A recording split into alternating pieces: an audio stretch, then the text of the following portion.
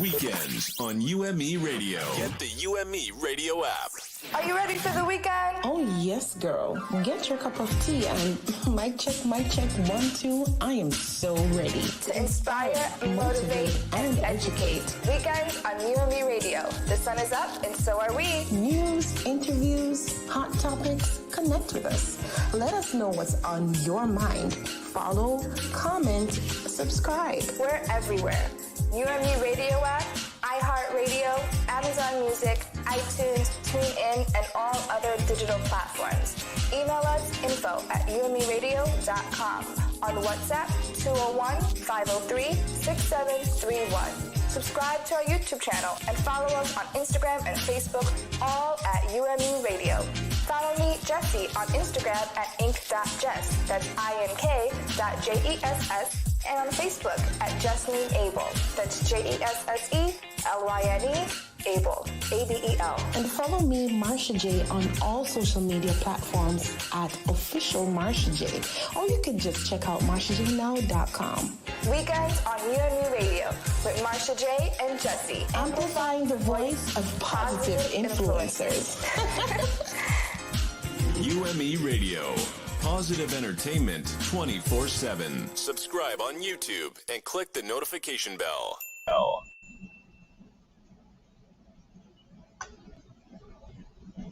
Hey guys, morning. Good morning.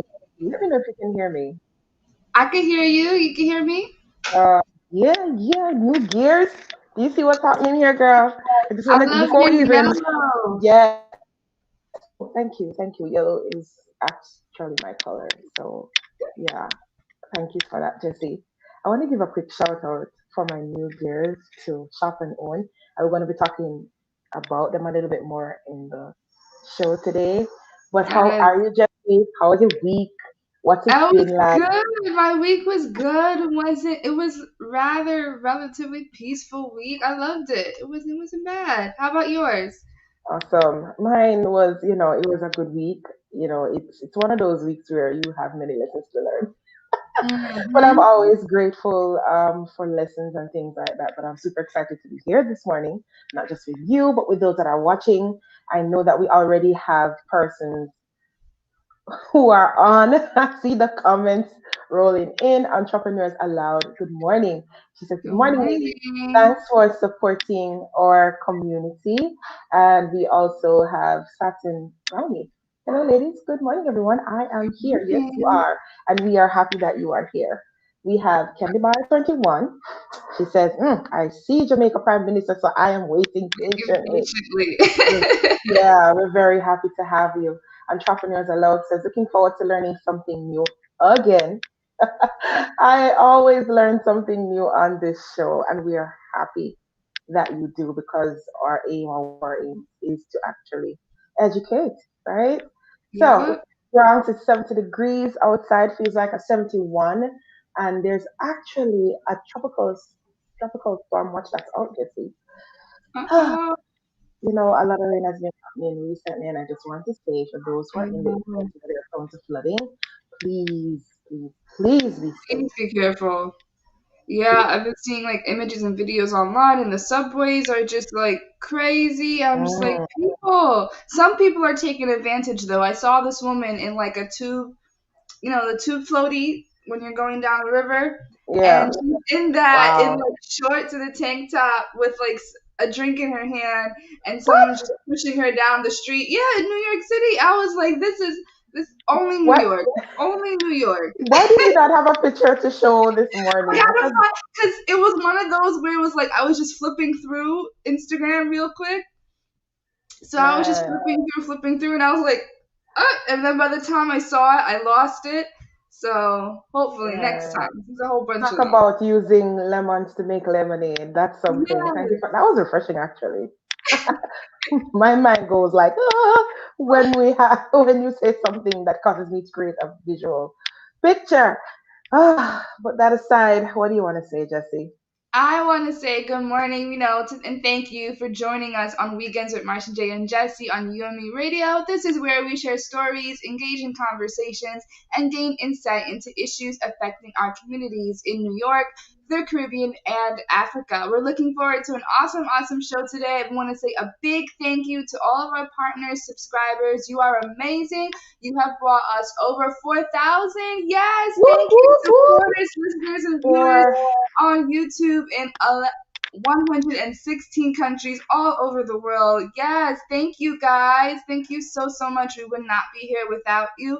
We know a lot is happening around the world. So we'll jump right into it. We have some amazing guests joining us today. So let's get into our devotion, courtesy of our daily bread. But just before the devotion begins, though, here are some reminders. It is August 28th in 2021, and the time is 8:06 in the morning right now. Remember to subscribe, like, share, and click the notification bell to when we go live and when we upload a new video. To listen or watch this or other episodes, because we have so many of them later on, you can listen to UME Radio on all major digital platforms, including our app via UME Radio. Also, if you don't have the app, you could actually just go on the website at app.umeradio.com. We're on the Apple App Store and Google Play Store. We're on yes, we are. iTunes, iHeartRadio, TuneIn, Google, Podbean, TuneU, Spotify, Stitcher, Player FM, and Listen Notes. And guys, with that being said, let's get into our devotion. All right. So to start off our devotion this morning, we're just gonna open with a word of prayer. Right where you are in that space right now, let's bow our heads for prayer.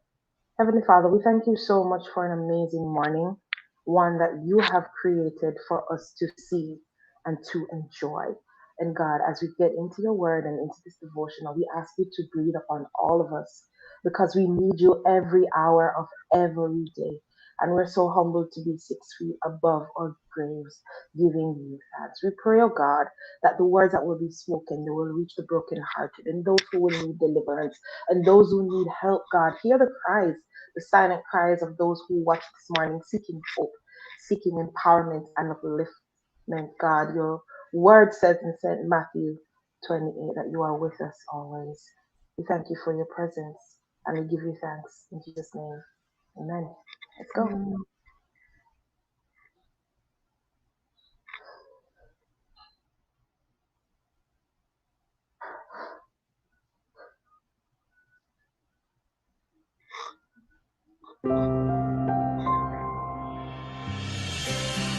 Thanks for joining me for this Saturday edition of Our Daily Bread.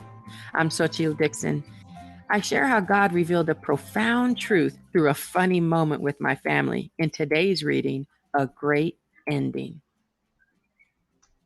My husband and son surfed television channels looking for a movie to watch and discovered that their favorite movies were already in progress. As they enjoyed watching the final scenes, the search became a game. They managed to find 8 of their favorite flicks. Frustrated, I asked why they wouldn't just choose a movie to watch from the beginning. My husband laughed. Who doesn't love a great ending? I had to admit, I too look forward to the endings of my favorite books or movies. I've even skimmed through my Bible and focused on my favorite parts or the stories that seem more palatable and easier to understand.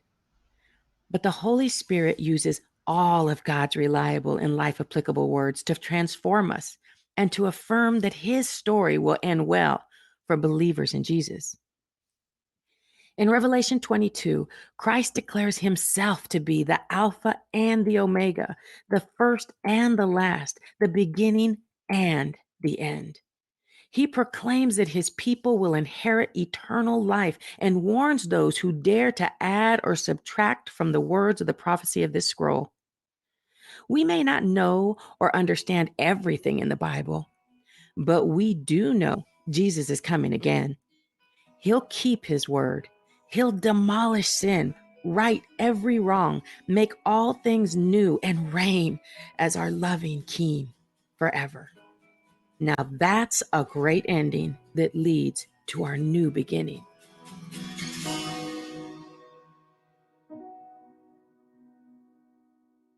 Today's Our Daily Bread devotional scripture reading is from Revelation chapter 22, verses 12 to 21. Look, I am coming soon. My reward is with me, and I will give to each person according to what they have done. I am the Alpha and the Omega, the first and the last, the beginning and the end. Blessed are those who wash their robes, that they may have the right to the tree of life and may go through the gates into the city. Outside are the dogs, those who practice magic arts, the sexually immoral, the murderers, the idolaters, and everyone who loves and practices falsehood. I, Jesus, have sent my angels to give you this testimony for the churches. I am the root and the offspring of David and the bright morning star. The Spirit and the bride say, come. And let the one who hears say, come. Let the one who is thirsty come, and let the one who wishes take the free gift of the water of life. I warn everyone who hears the words of the prophecy of this scroll. If anyone adds anything to them, God will add to that person the plagues described in this scroll. And if anyone takes words away from this scroll of prophecy, God will take away from that person any share in the tree of life and in the holy city, which are described in this scroll. He who testifies to these things says, yes, I am coming soon. Amen. Come, Lord Jesus. The grace of the Lord Jesus be with God's people. Amen. Let's pray. Mighty and merciful Jesus, thank you for assuring us that everything revolves around you, the first and the last, the beginning and the end. Thanks for being with us as we trust you until you come again. We love you. We need you. We worship you. Please come, Lord Jesus. Come. In Jesus' name we pray. Amen. Today's encouragement was provided by our Daily Bread Ministries. Wow, such a powerful devotion, Yes, Jesse. certainly You is. know, one of the things in terms of our walk with Christ is that we often question God about the journey and not even thinking about the great reward at the end, because I of the devotion this morning. And be sure that no matter what we do or how we decide, is a reward at the end of it. And all of us have the capacity to not just earn a reward, but a great reward. We know that it's not by works where we're Yeah. saved. The Bible clearly states that. But you know what? We just have to make sure that our hearts are always in the right place and we take it one day at a time. So many times we over spiritualize or superimpose this type of thing about our relationship with Christ. It's a lifestyle. You get up every day, you pray, ask the Lord to direct you. If you make a mistake, repent quickly, before you go to your bed. Give God thanks for taking you through the day and you start that all over again. I love the Lord. I really do. I Yeah. love the Word of God. It's so rich and so potent. Man. Mm. That was really, really good. And with that being said, let's get into. Well, Marsha, we have to tell them what else is coming up on our show today, because we gotta let you guys know a lot is happening today. Yeah. We got the news to tell you guys. We got New York Times, CARICOM, and stories Mm-hmm. from Africa, and then we're followed by Entertainment Now, Wealth Mindset, Voice of Truth, and Travel Boss. So stay tuned, guys. It's absolutely awesome. But in the meantime, let's get right into the news.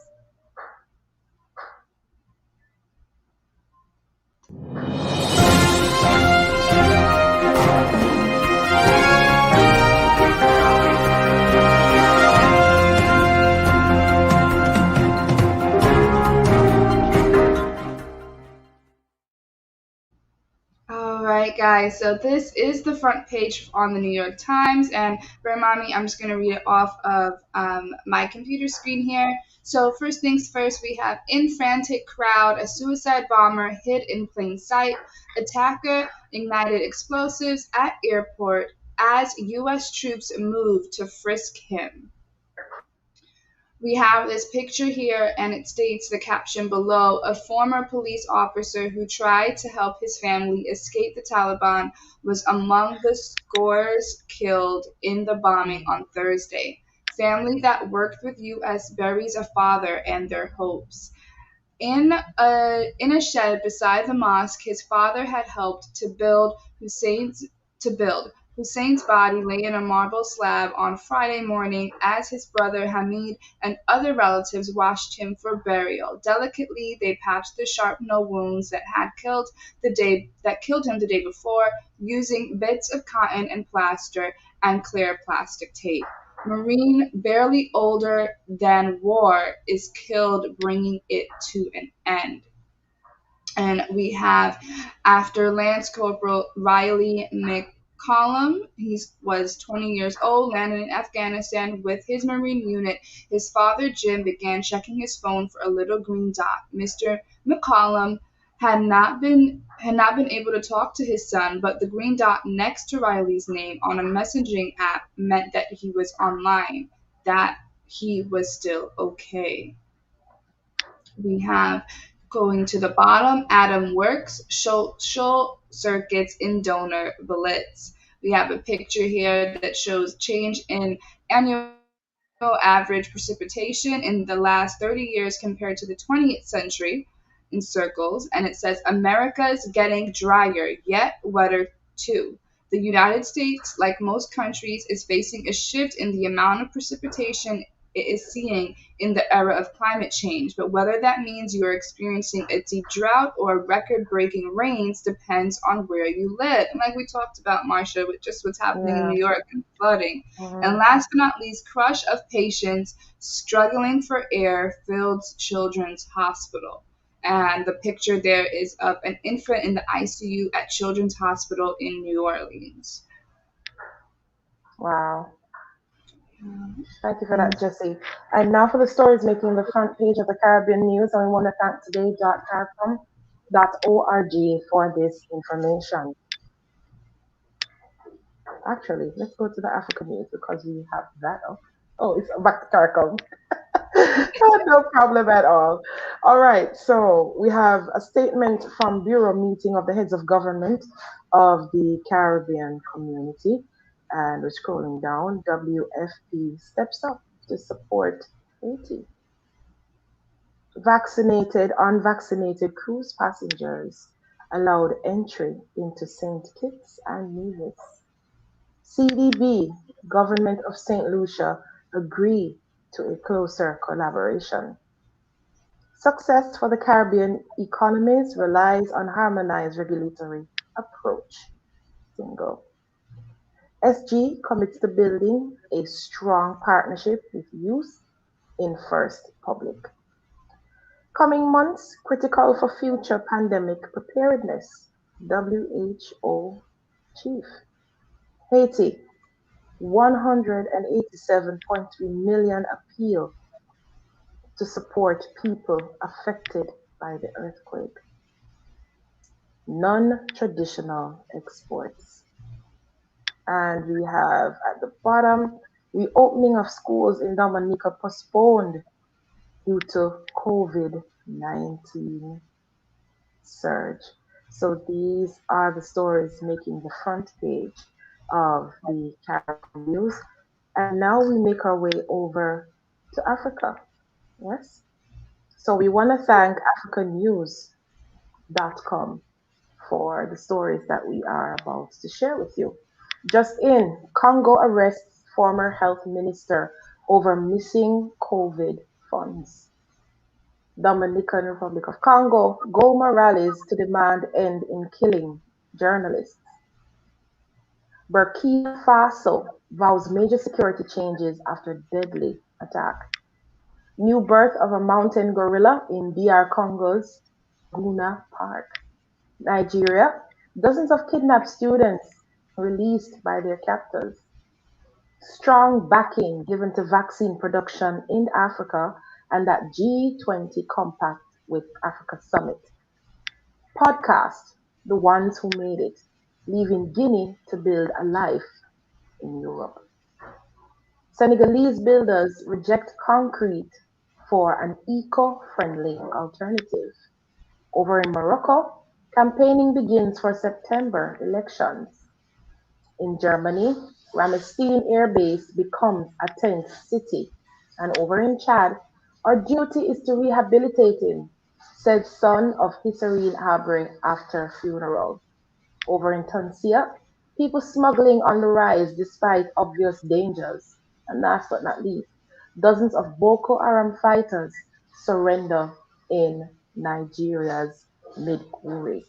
So these are the stories making the news, are the making the news on the front page of Africa News. And so now we get into our hot topic for this morning. Yes, guys. And guys, this is a quite interesting hot topic, and let me know what you think about this in the comments down below. Hashtag, we're going to do a hashtag for this. Hashtag, I think we'll come up with it at the end. We'll come up with that at the end. We'll cover that at the end. But anyway, guys, if you guys don't know, haven't heard Kanye expose Drake, I'm not sure about this. So is it okay to expose someone's private contact or personal information on social media in retaliation? Now, if you guys haven't heard, we read a story in the news about Kanye posting Drake's address, then deleting it. But we know whatever goes on the internet has a way of remaining accessible even after deleting it. By the way, have you realized that some of these social sites, it says send to trash, but not so much delete forever? So we're going to pop up the article from Yahoo News, and I'll read it off of my computer for you guys in the meantime. So basically, it says Drake is sticking with his motto, laugh now, cry later. Well, at least the first half. The 4-time Grammy Award winner laughed off Kanye West's latest jab as their pair's longtime feud heats up. fans thought Kanye crossed the line by publicly sharing Drake's Toronto address for the world to see, according to a screenshot of a since deleted Instagram post published by TMZ, which seemingly revealed Drake's home on a Maps app. E News Mm. has not independently verified the authenticity of TMZ screenshots. In the wee hours of August 23rd, Drake appeared to give his reaction to the doxing by brushing it off on his Instagram story. The God's Plan artist shared a video of him riding in a car with the top down at night as he chuckled to himself. He didn't mention the Donda rapper by name. This is Kanye. If you guys don't know, Donda is was Kanye's his mother's name, by but something clearly tickled his funny bone. Earlier in the night, he had posted a video of Toronto's CN Tower in Rogers Centre Stadium, which suggested he is currently in his hometown. Fans think Drake, 34, reignited the Stars' feud when he seemingly rapped about Kanye, 44, being burned out during his feature on Trippie Redd's August 20th song Betrayal. Drake sings, "You guys want me to rap this? I can't rap right now."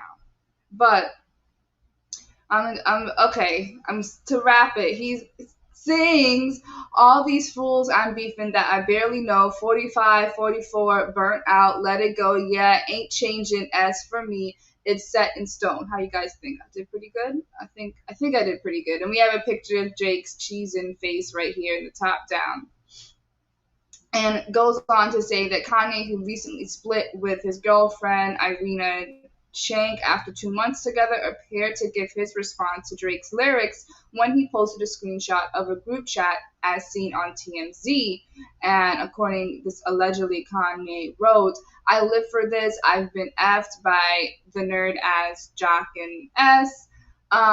Like you my whole life. You will never recover. I promise you," allegedly. And the article goes on with their decade of beef and explaining how it started, yada yada, back and forth. Now, guys, tell me in the comments below, what do you guys think about this? Do you guys think it's okay to publicly, put people's business out there and publicly share their information, their private information, nonetheless? And I just want to say that, if you guys may be thinking of exposing someone's information online, I don't think you guys should do that, because I want to tell you guys and share with you some information from Digital Media Law website, dmlp.org.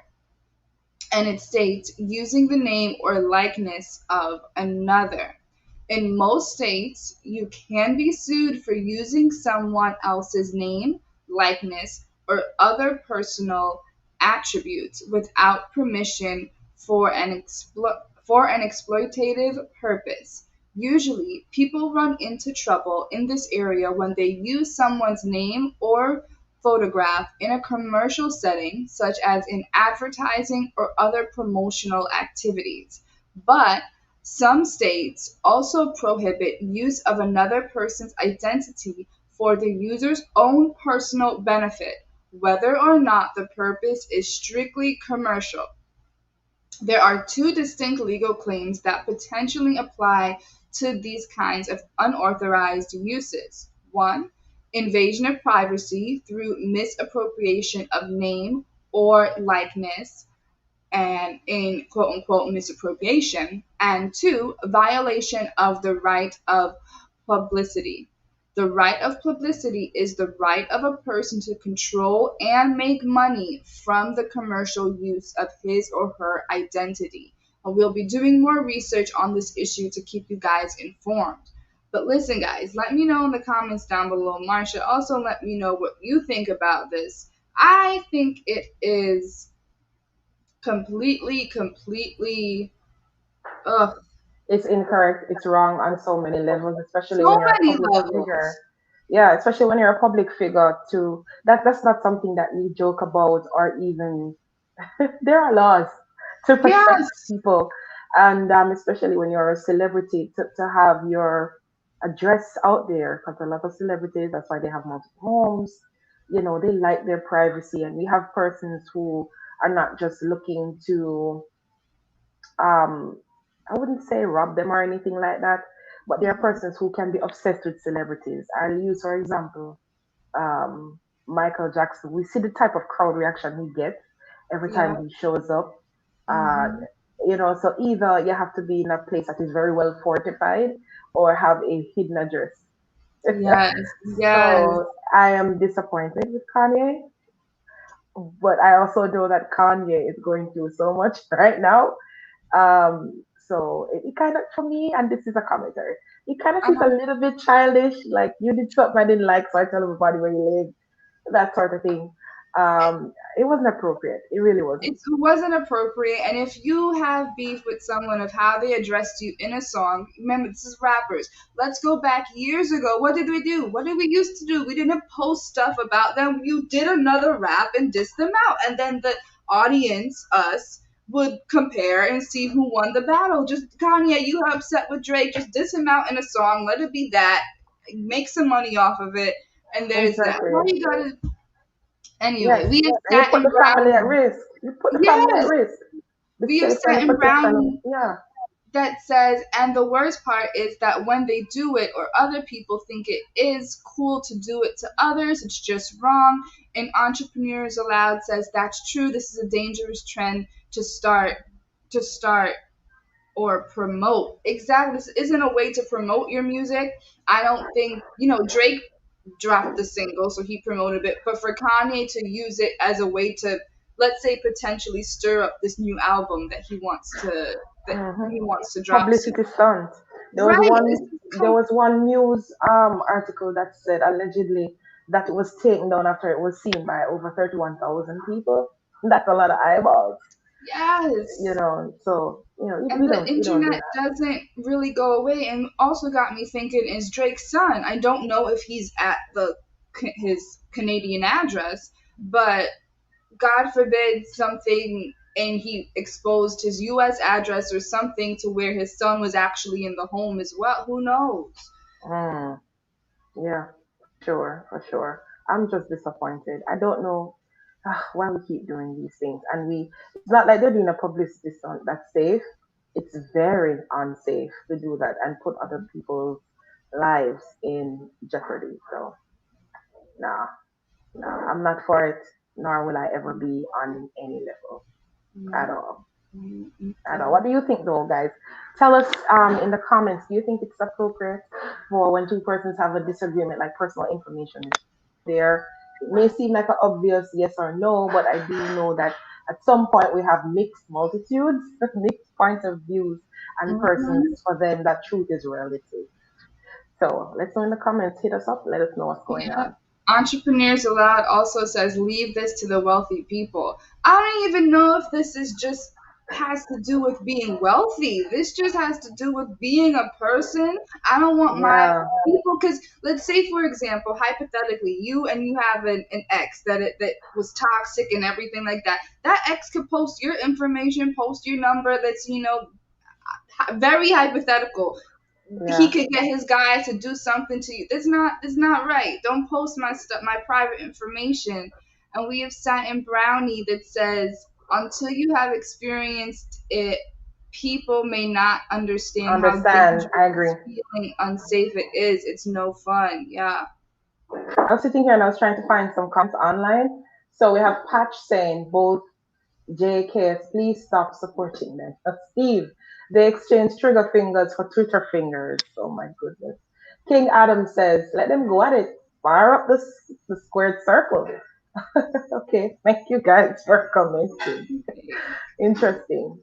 Definitely not cool, guys. We don't play like that.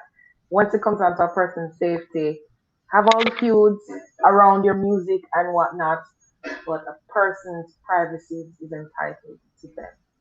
That's what I say. And now it's time for one of our favorite segments in Weekends with Marsha J and Jesse. If you are just joining us, thank you so much for joining us. Hit us up in the comments. Let us know where you are from, what's your name, where you're from, and how you have been enjoying this morning's episode so far. So we have with us Coach Raquel. with our 21 behavior change, right? So for those of you who may not know her, Coach Raquel is a proven strategist and she is a beneficiary of the Cornell Bank of America Women's Entrepreneurship at Cornell University, completed her certification in entrepreneurship. She is also a certified career coach with over 15 years of leadership experience. She is a true advocate of positive change in the 21st century, helping individuals and companies achieve their goals. Hello, Coach Raquel. How are you? Hi, I'm doing well. How are you? I am great. I'm excellent. Thank you so much, as usual, for being here. I know that your supporters are somewhere in the comments and they can't wait to hear what it is that you have to say to them this morning. So let us know what's the topic you'll be looking at today.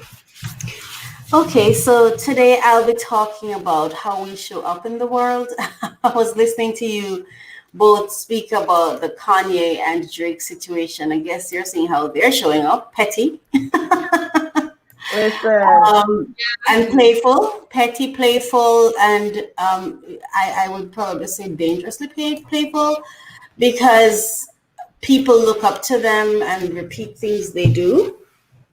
So I would rather they just not do things that can be so damaging because they're to retaliate by exposing someone to the public like that can, like I said, Marsha J about the Michael Jackson thing, what he went through with covering his kid's head. Like, I don't know if these men are not thinking about their children when they're doing these things, but yeah, how we show up in the world. My computer is doing a crazy thing where everything is just going black. that's all right. Okay, so when we talk about how we show up in the world, when I say that, what exactly am I talking about? I'm talking about how the world perceives you. There is how you perceive yourself, how you see yourself, and then there is how the world sees you. And there are three main areas, so to speak, of this, based on my understanding and how I see it. One, being, your state of being. What's your state of being? And that is, how am I feeling? How am I feeling and how am I being in this moment, right? And that is personal. That's within me, right? And then the second level is action. How am I showing up? Now, we show up based on how we feel, right? However, we interpret our experience of the world is how we show up, right? So our being influence our actions. And then we have the third step, which is the results we get. How will I influence the outcome? So you are free to feel how you want to feel. That is being who you want to be. But then you have to think about how that will impact or influence your actions, which will determine how the world sees you. And the reason you should care about your actions is because if you care about getting a result. How you're feeling, your being influence your action, which influences the outcomes that we get. Have you ever heard someone talking and they saying, oh my God, I've been doing this, and I'm just not getting the response I want? Then you have to stop and check, what am I feeling? What am I doing that I may not be in awareness of? Are you self-aware, right? Because I think sometimes we get stuck in our own belief of self that we don't pay attention to what other people think. And I know even in coaching and counseling, they'll say to you, what other people think about you is none of your business. And that's correct. It's none of your business if you don't have an expected outcome. Right? If you don't have anything you want to achieve, if the world if you don't want anything from the world, if you are self-sustainable and you're just independent and you don't need anybody, then great. Nobody, whatever someone feels about it doesn't matter. right? And it shouldn't determine who you are, because only the words that come after I am that defines you.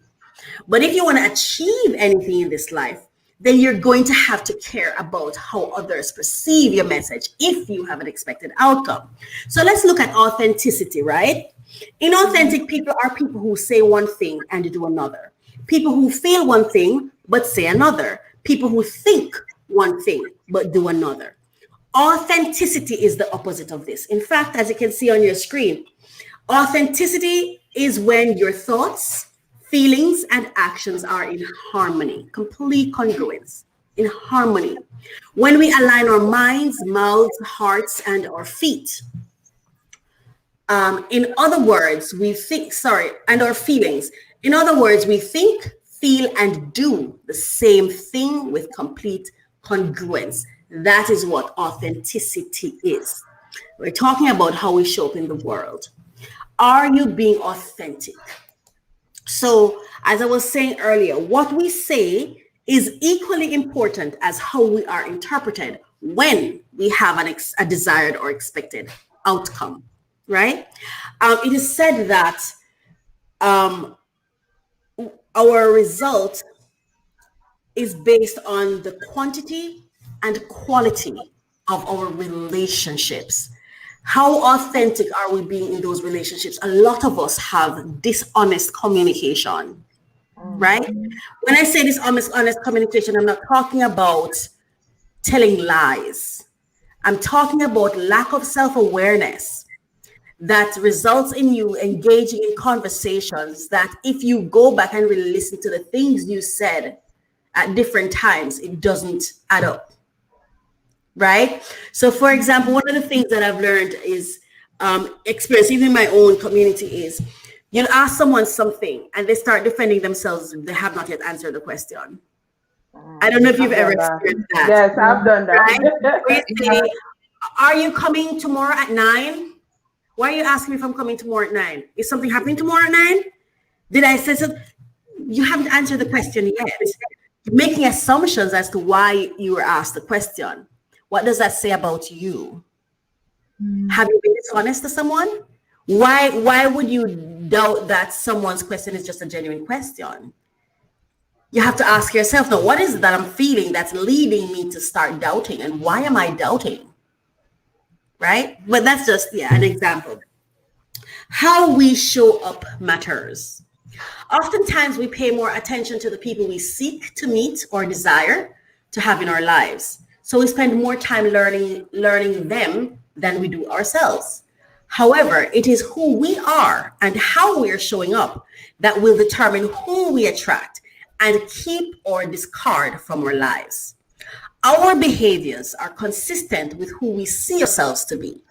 If we see ourselves as capable, strong, beautiful, valued, and worthy, then we will believe we deserve people we highly value. That just like what I just spoke about, right? If I believe I'm capable, I'm strong, I'm beautiful, I'm honest, I'm valued, I'm worthy, when you ask me a question, I can answer you because I'm confident that all is well. Yeah. Right? Self-awareness is the key to living a successful life.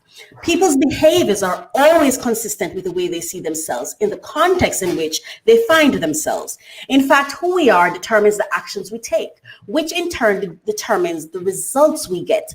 If one perceives their context as non-threatening and considers his or herself as brave, then one will be inclined to take a brave action. If one perceives their context as dangerous and him or herself within that world, will ultimately lead to significantly different results. However, it is important to keep in mind that these are only perceptions based on experiences from our past. And while they may feel real, they remain perceptions nonetheless. One of the things, the conversations I have with the persons in my network is something as simple as when you look at poverty, or even, let's not go to poverty, let's just look at how people live in the world.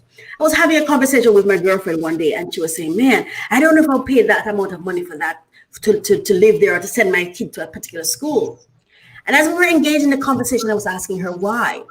She's like, no, it's too expensive and stuff. So I said to her, you're focusing on the expense. Have you thought about the benefits yet?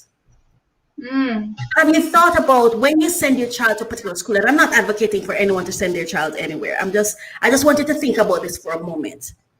What you're paying for is an association, right? Network. It's the association you're paying for. It's the network. It's the access you're paying for your child to have. So, for example, when my child goes to school with Kanye's child, they're going to go through some emotional experiences together, which is going to bond them together. Right? And guess what happened in the future? That child, they could become friends and give access that on a regular, normal basis you just wouldn't get.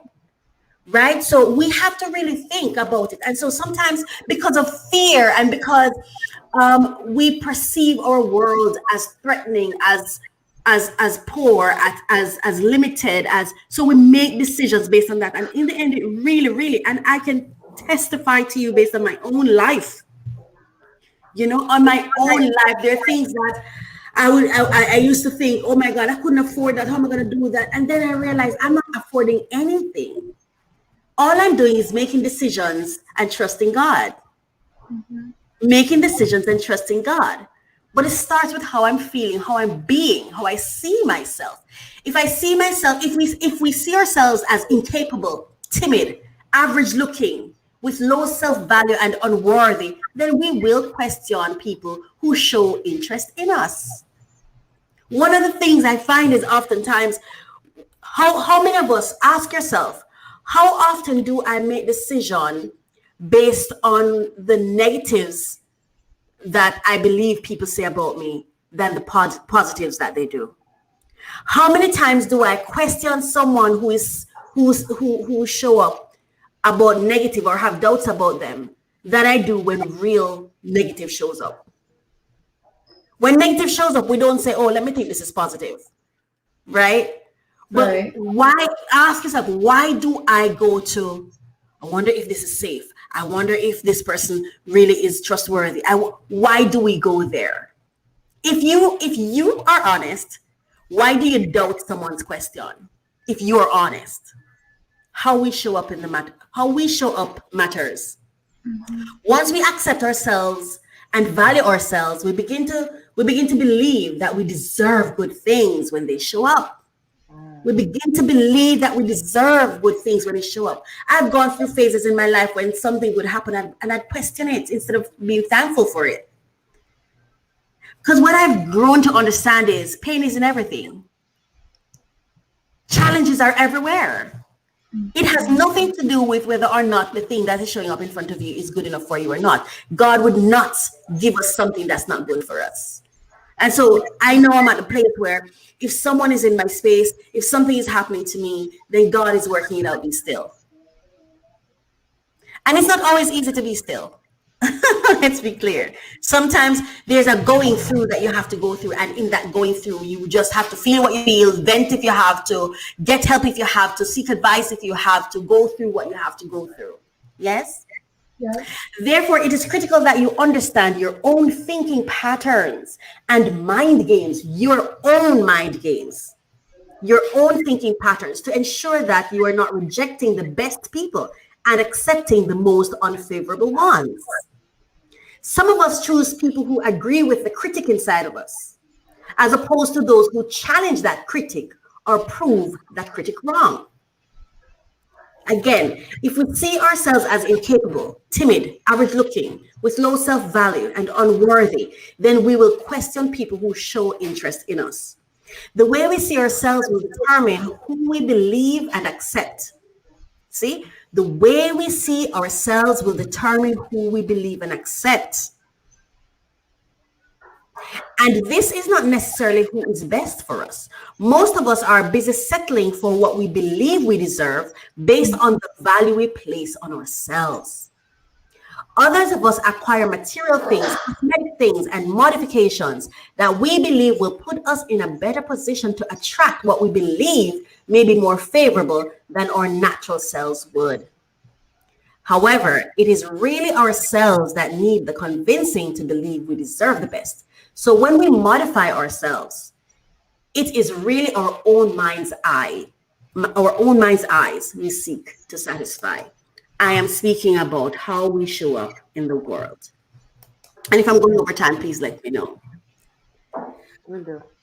I spoke about being, action, results. We never take an action that is inconsistent with who we see ourselves to be.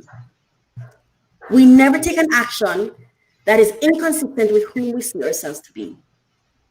One of the things that I struggle with is seeing people taking actions based on what they desire and me understanding and accepting it. And I'm talking about those people closest to me. There are people who will talk and say, oh, no, I'm interested in this. I'm doing that. Oh, yes, man, I'm here. I'm here. But their actions are entirely something different. Go with their actions. What they're doing is what they're really wanting to do. What they're telling you is what they want you to believe. Mm-hmm. Right? Yeah. So we have three circles here. And one says being, action, and past. Right? Yeah. So under action, you see present. So the being is future. Under being, you see future. Under action, you see present. Under past, you see past, right? Mm-hmm. Now, when your actions,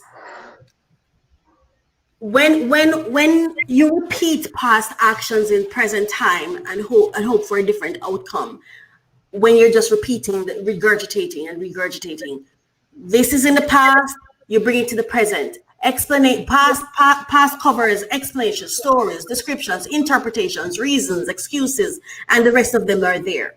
And then when you bring that into the present and you're taking actions, what's happening, the facts, because present is what is happening in the present moment. The past is what has already happened.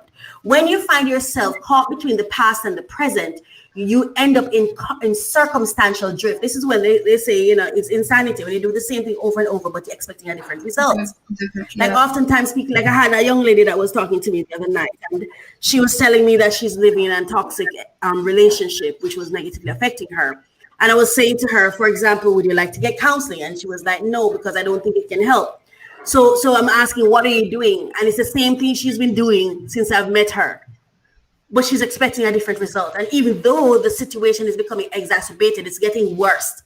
She is still talking about where they were, what used to happen, the stories of this doing that to her. And she's still caught up in the stories and what is happening and the facts of it and the observables, right?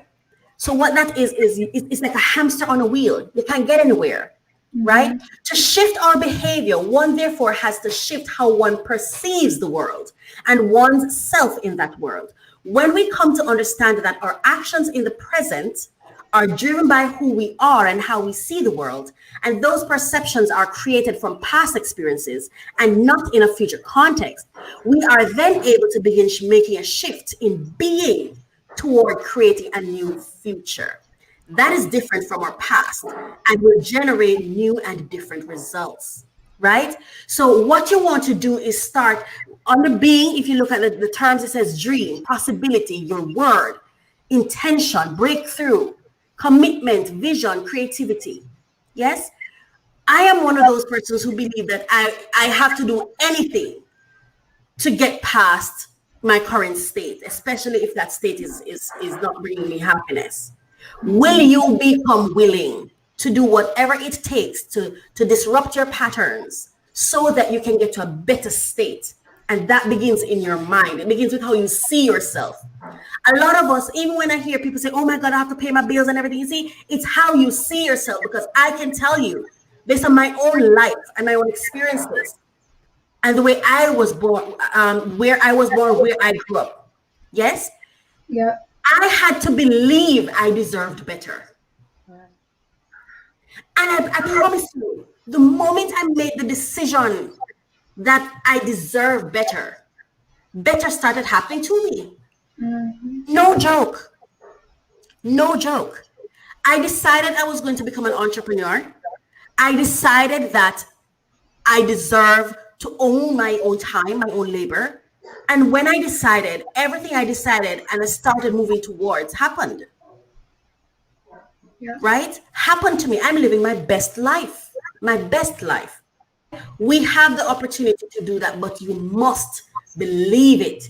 You must believe it. How you see yourself determines what you do, and what you do determines the results you have. I'd like you to look at the screen, and we're winding down.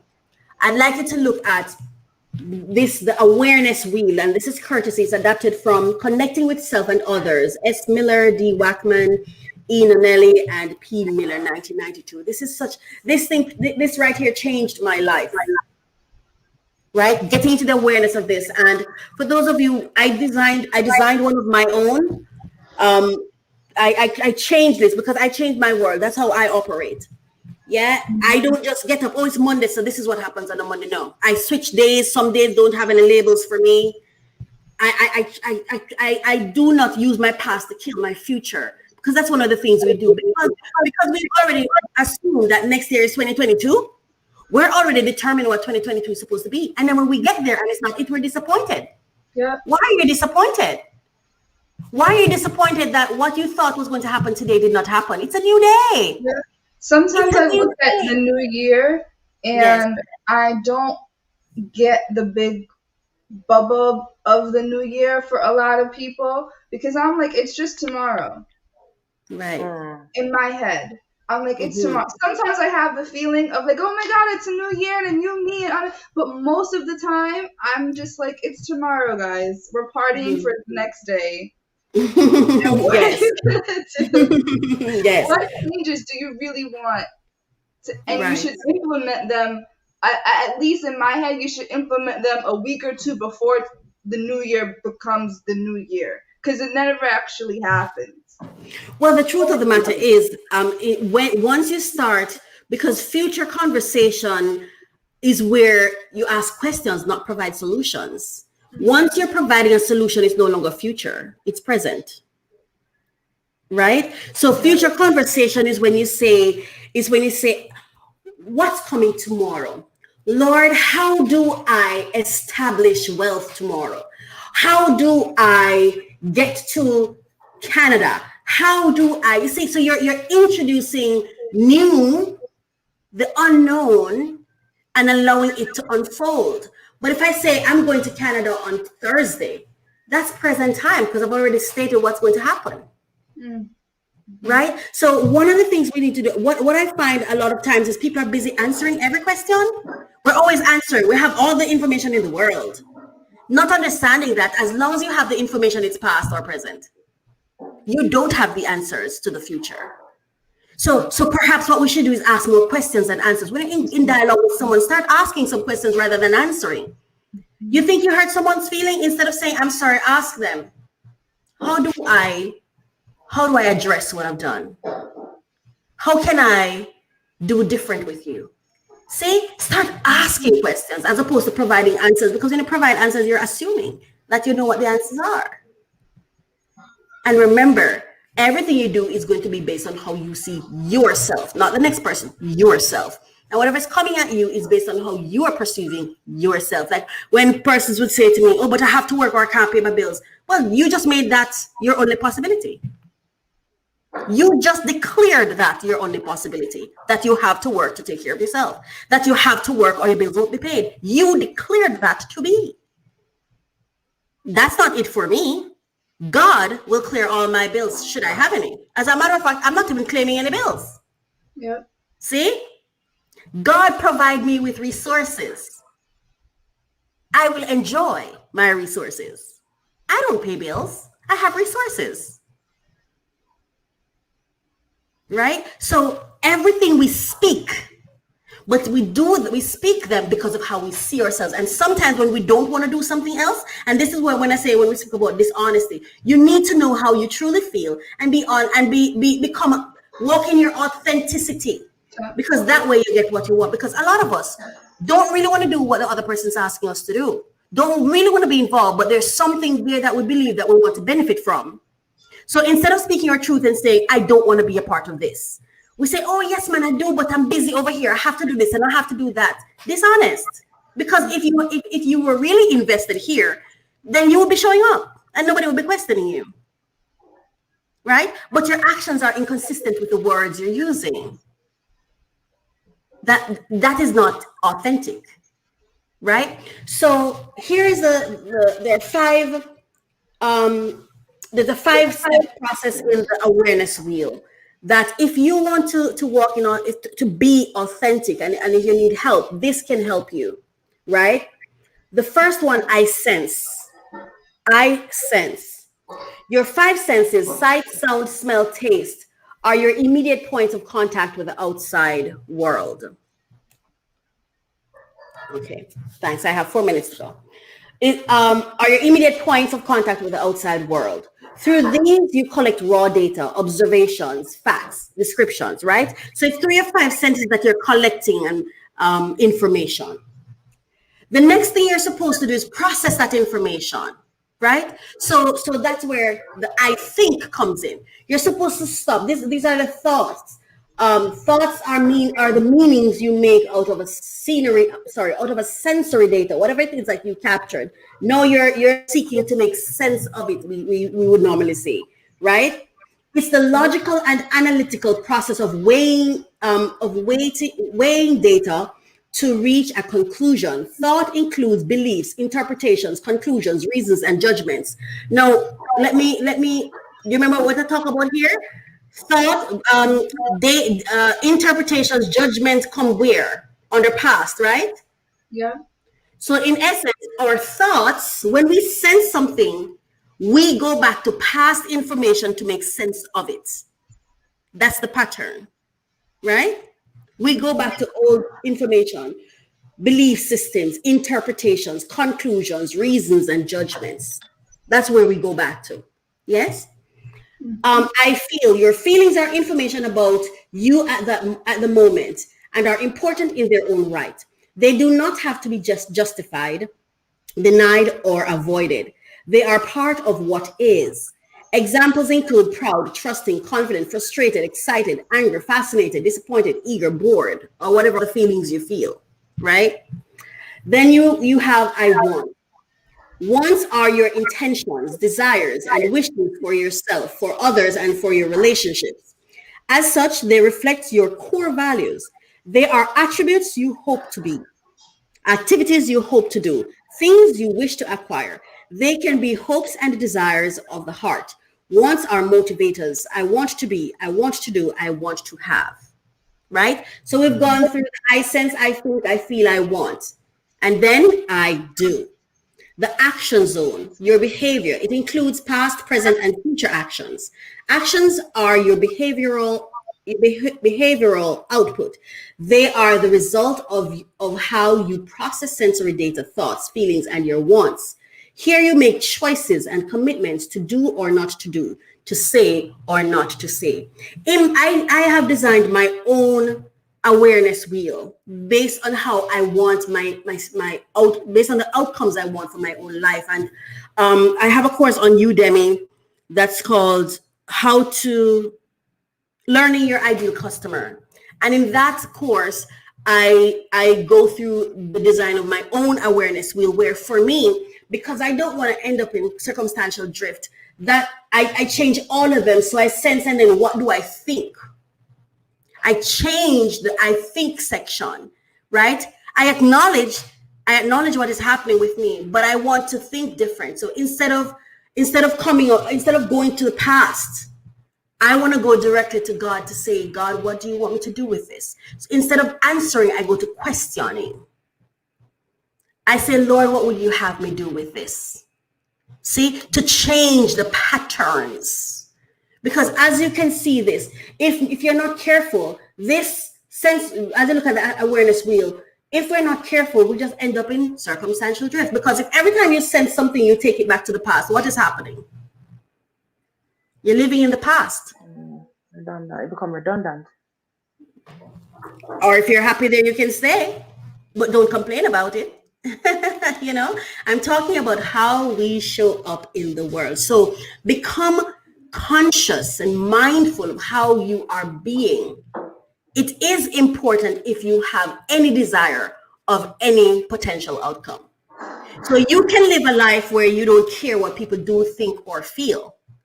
If you have no desires, or no outcome, no expected outcome that you're looking for, that you're seeking. But if you expect outcomes, then you're going to have to care about how the world interprets you. Because it is our relationships that determine our outcomes. So I hope You'd have learned something useful today. Do you have any questions for me? I don't have any questions, but just to kind of piggyback and agree with what you were saying about how the world, and this is why when I hear persons say that this is who I am, I can't change, this is me, Mm. I don't honestly feel that that is true. I feel like Well, it is for true for those, them. I think that's a death sentence. It's a death well, it sentence is a to death say, "Oh, sentence. this is who I am." Death sentence. Judge Lynn, I'm gonna see if I can find Judge Lynn Toller's quote on that while you finish what you were saying. Yes.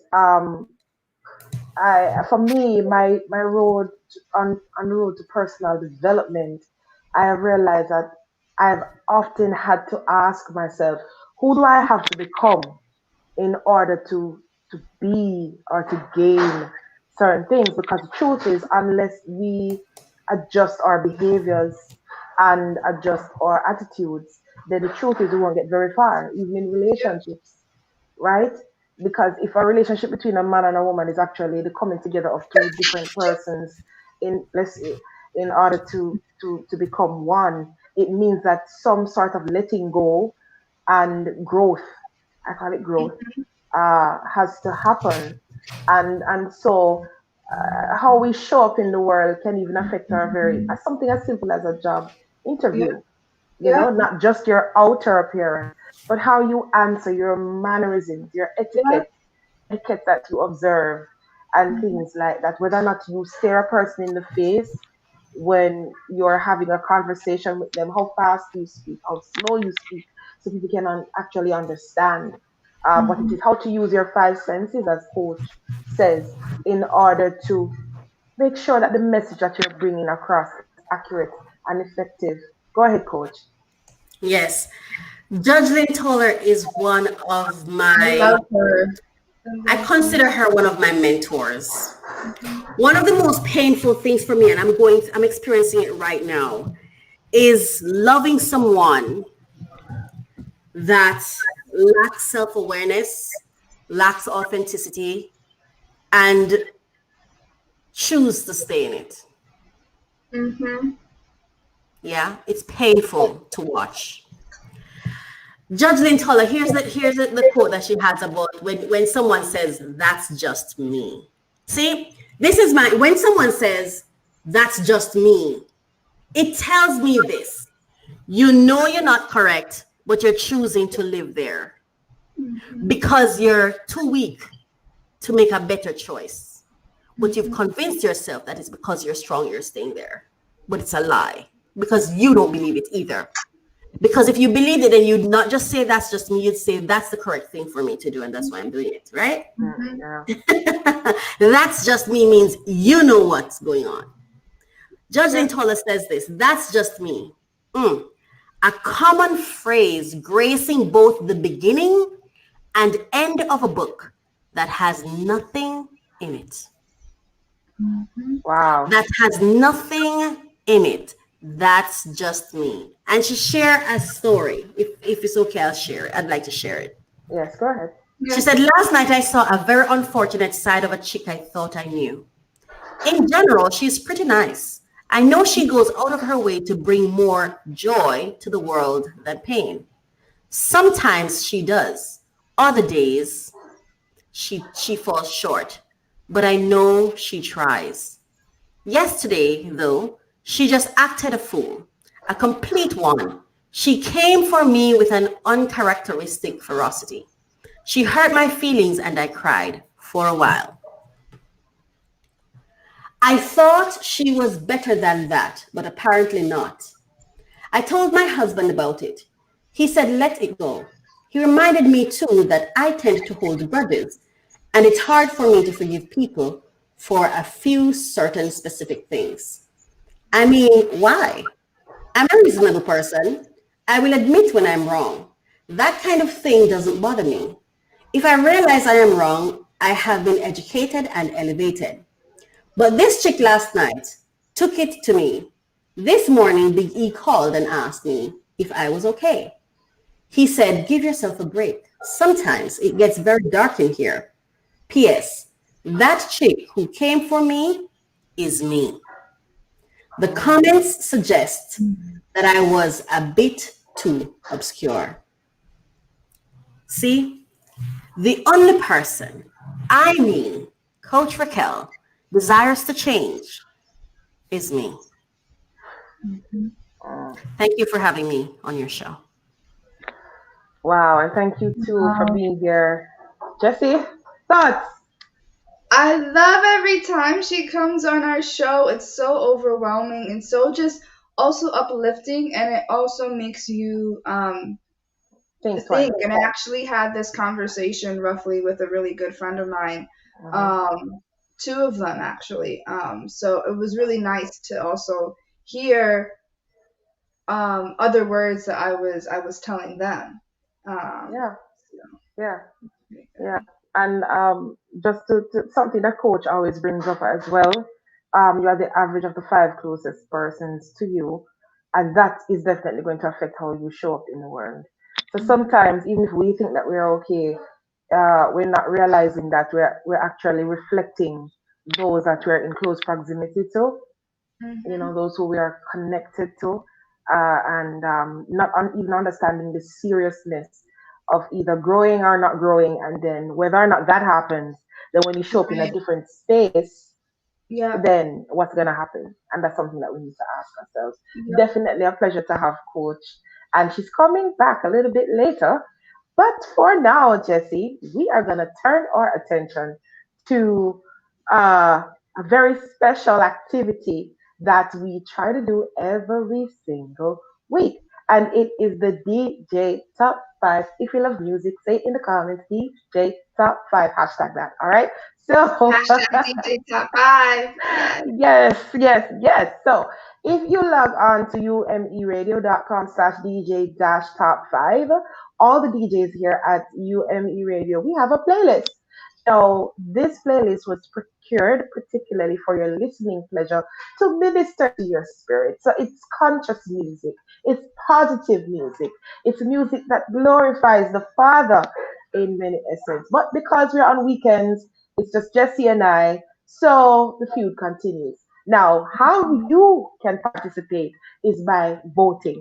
Once you have logged on to the website, what will happen, and you will see on the screen in a minute, you will see a note that says vote for your favorite DJ playlist. Which of UME Radio's DJ top 5 picks are your favorite? Just saying, right?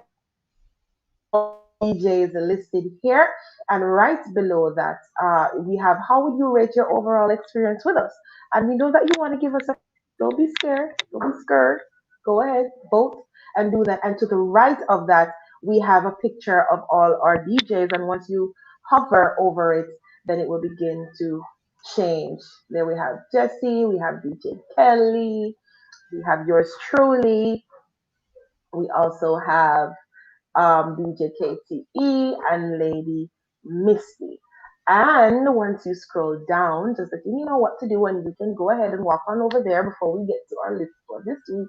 You will see our playlist, our studio playlist, and the songs that we have chosen from the songs that really bless us, and we would like it to to you. Of course, if you have like a special artist or music that you would like us to air on UME Radio, do not be afraid to reach out and let us know so we can add them to our playlist. Jesse, what is on your playlist this week? Okay, listen. If y'all don't put, see, I'm clapping. This is serious, Marsha. If y'all Yes, don't it put is. The respect clap on is my in. list this week, guys. Okay, so, first things up, I have complete old fashioned Mary Mary Heaven. It's a throwback, but it was. I love that song. Yes. Then we have Stand Up by Cynthia Erivo. I love Mhm. her. She has an absolutely amazing, deep, and soulful voice. Um, and I love this song. And then the next two songs, we're gonna give it to the queen of all queens. 2 or 3 weeks ago, I went with my best friend, me and him, and we saw Aretha Franklin, the movie with J Hud. So then I just was re-listening to her gospel album. And one of my two favorite songs, just gospel hymns ever, is Mary Don't You Weep and Amazing Grace. So her two renditions of it, Listen, do I have to explain? I shouldn't have to explain to you guys. Okay, that's just Aretha is a legend, and her voice and everything. I think my dad has like two of her albums in his car, and he plays them ever so often. So definitely, we salute legends here on yes. I UME was. Radio. Yes, It was in my soul to play since I saw that movie. I'm like, let me play this again. And then, last but not least, we have "Try Jesus" by Tobe Nwigwe. He is an absolutely amazing rapper and Christian rapper, faith-based rapper. And I love him. So yeah, what's on your list, awesome, Marsha? awesome. All right, so I have to preface this by saying that I'm staying with an absolutely amazing friend, and she has been introducing me to some worship music. For those of you who know me, I'm not just a recording artist, but I'm also a praise and worship leader. So I am big on worship music, and so I have incorporated some of these songs in the list this week. I'm going to start from the bottom of no, number 5. Coming in at number 5, we have Holy by Covenant Worship. Listen, I believe in multicultural worship. If you look at even my personal playlist, I have music from all over the world that glorifies God.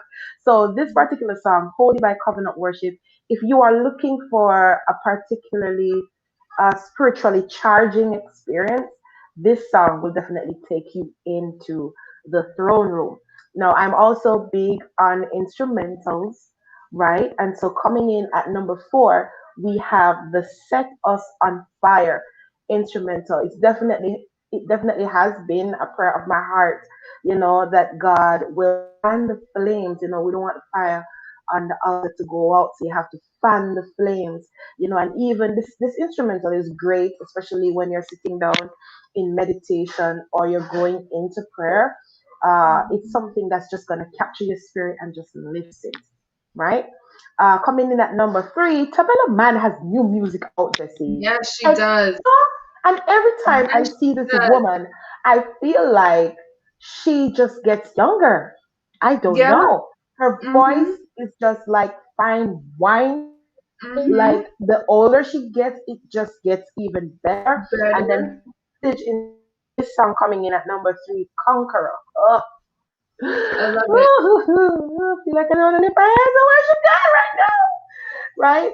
But it empowers you, and it makes you feel like such a winner inside. And on days when I don't feel so great, I really Mhm. pull for this track. It's been coming in at number 2 on my list this week. I have Mr. Todd Galbraith, and he's a popular worship leader here in the U.S. New Wine, and the topic alone, new wine, God doing something new. How many of you want God to do something new in your life? Type in the comments, let us know. We'll pray for you and pray that God does something supernatural in your life. I believe He's going to answer. And coming in at number 1, this particular song, I play at least once a day. It's called Yeshua by Jesus Image. They do a cover of the song Yeshua. And man, I believe that when you just call on the name of Jesus, Yeshua translates to Jesus. It's a Hebrew word for Jesus. And I know for a fact that whenever we call on him, things happen, things change, things move, things rearrange, right? So, yeah, so that's my list for this week, Jesse. So, what do you have to say about the voting? I'm saying guys gotta go and vote. Okay, it's not that hard. I think it's just a simple click DJ Jesse and DJ Marsha because Mm-hmm. I'm fair because we are in a low key competition with our LTR show. So just click one of us or both of us, do 5 stars, and then just click vote because Mm-hmm. it's just that simple. It's just that simple. Okay, okay. Yes, thank you. That's so very, very true. And now, with that being said, we are going to segue into entertainment now. Let's go.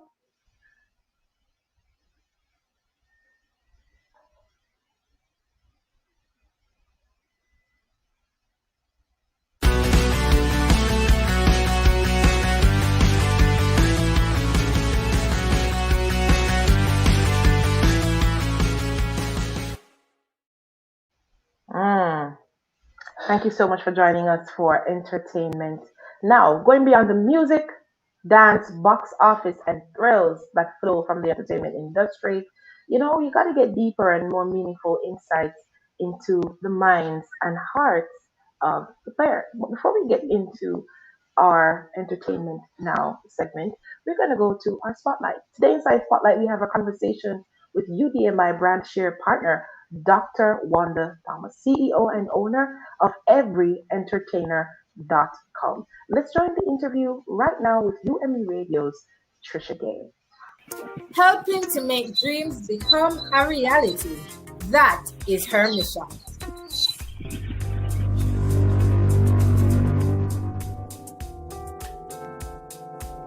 Today, we are here to introduce you to a phenomenal woman of God, experienced promoter, and a serial entrepreneur. Dr. Wanda Thomas is a boss at the podium and in the boardroom. She has the look, the talk, and the right attitude. She wakes up looking every time she enters. Those who know her as a firecracker. Sounds like me. She makes things happen, and today she'll be telling us about her latest invention, EveryEntertainer.com.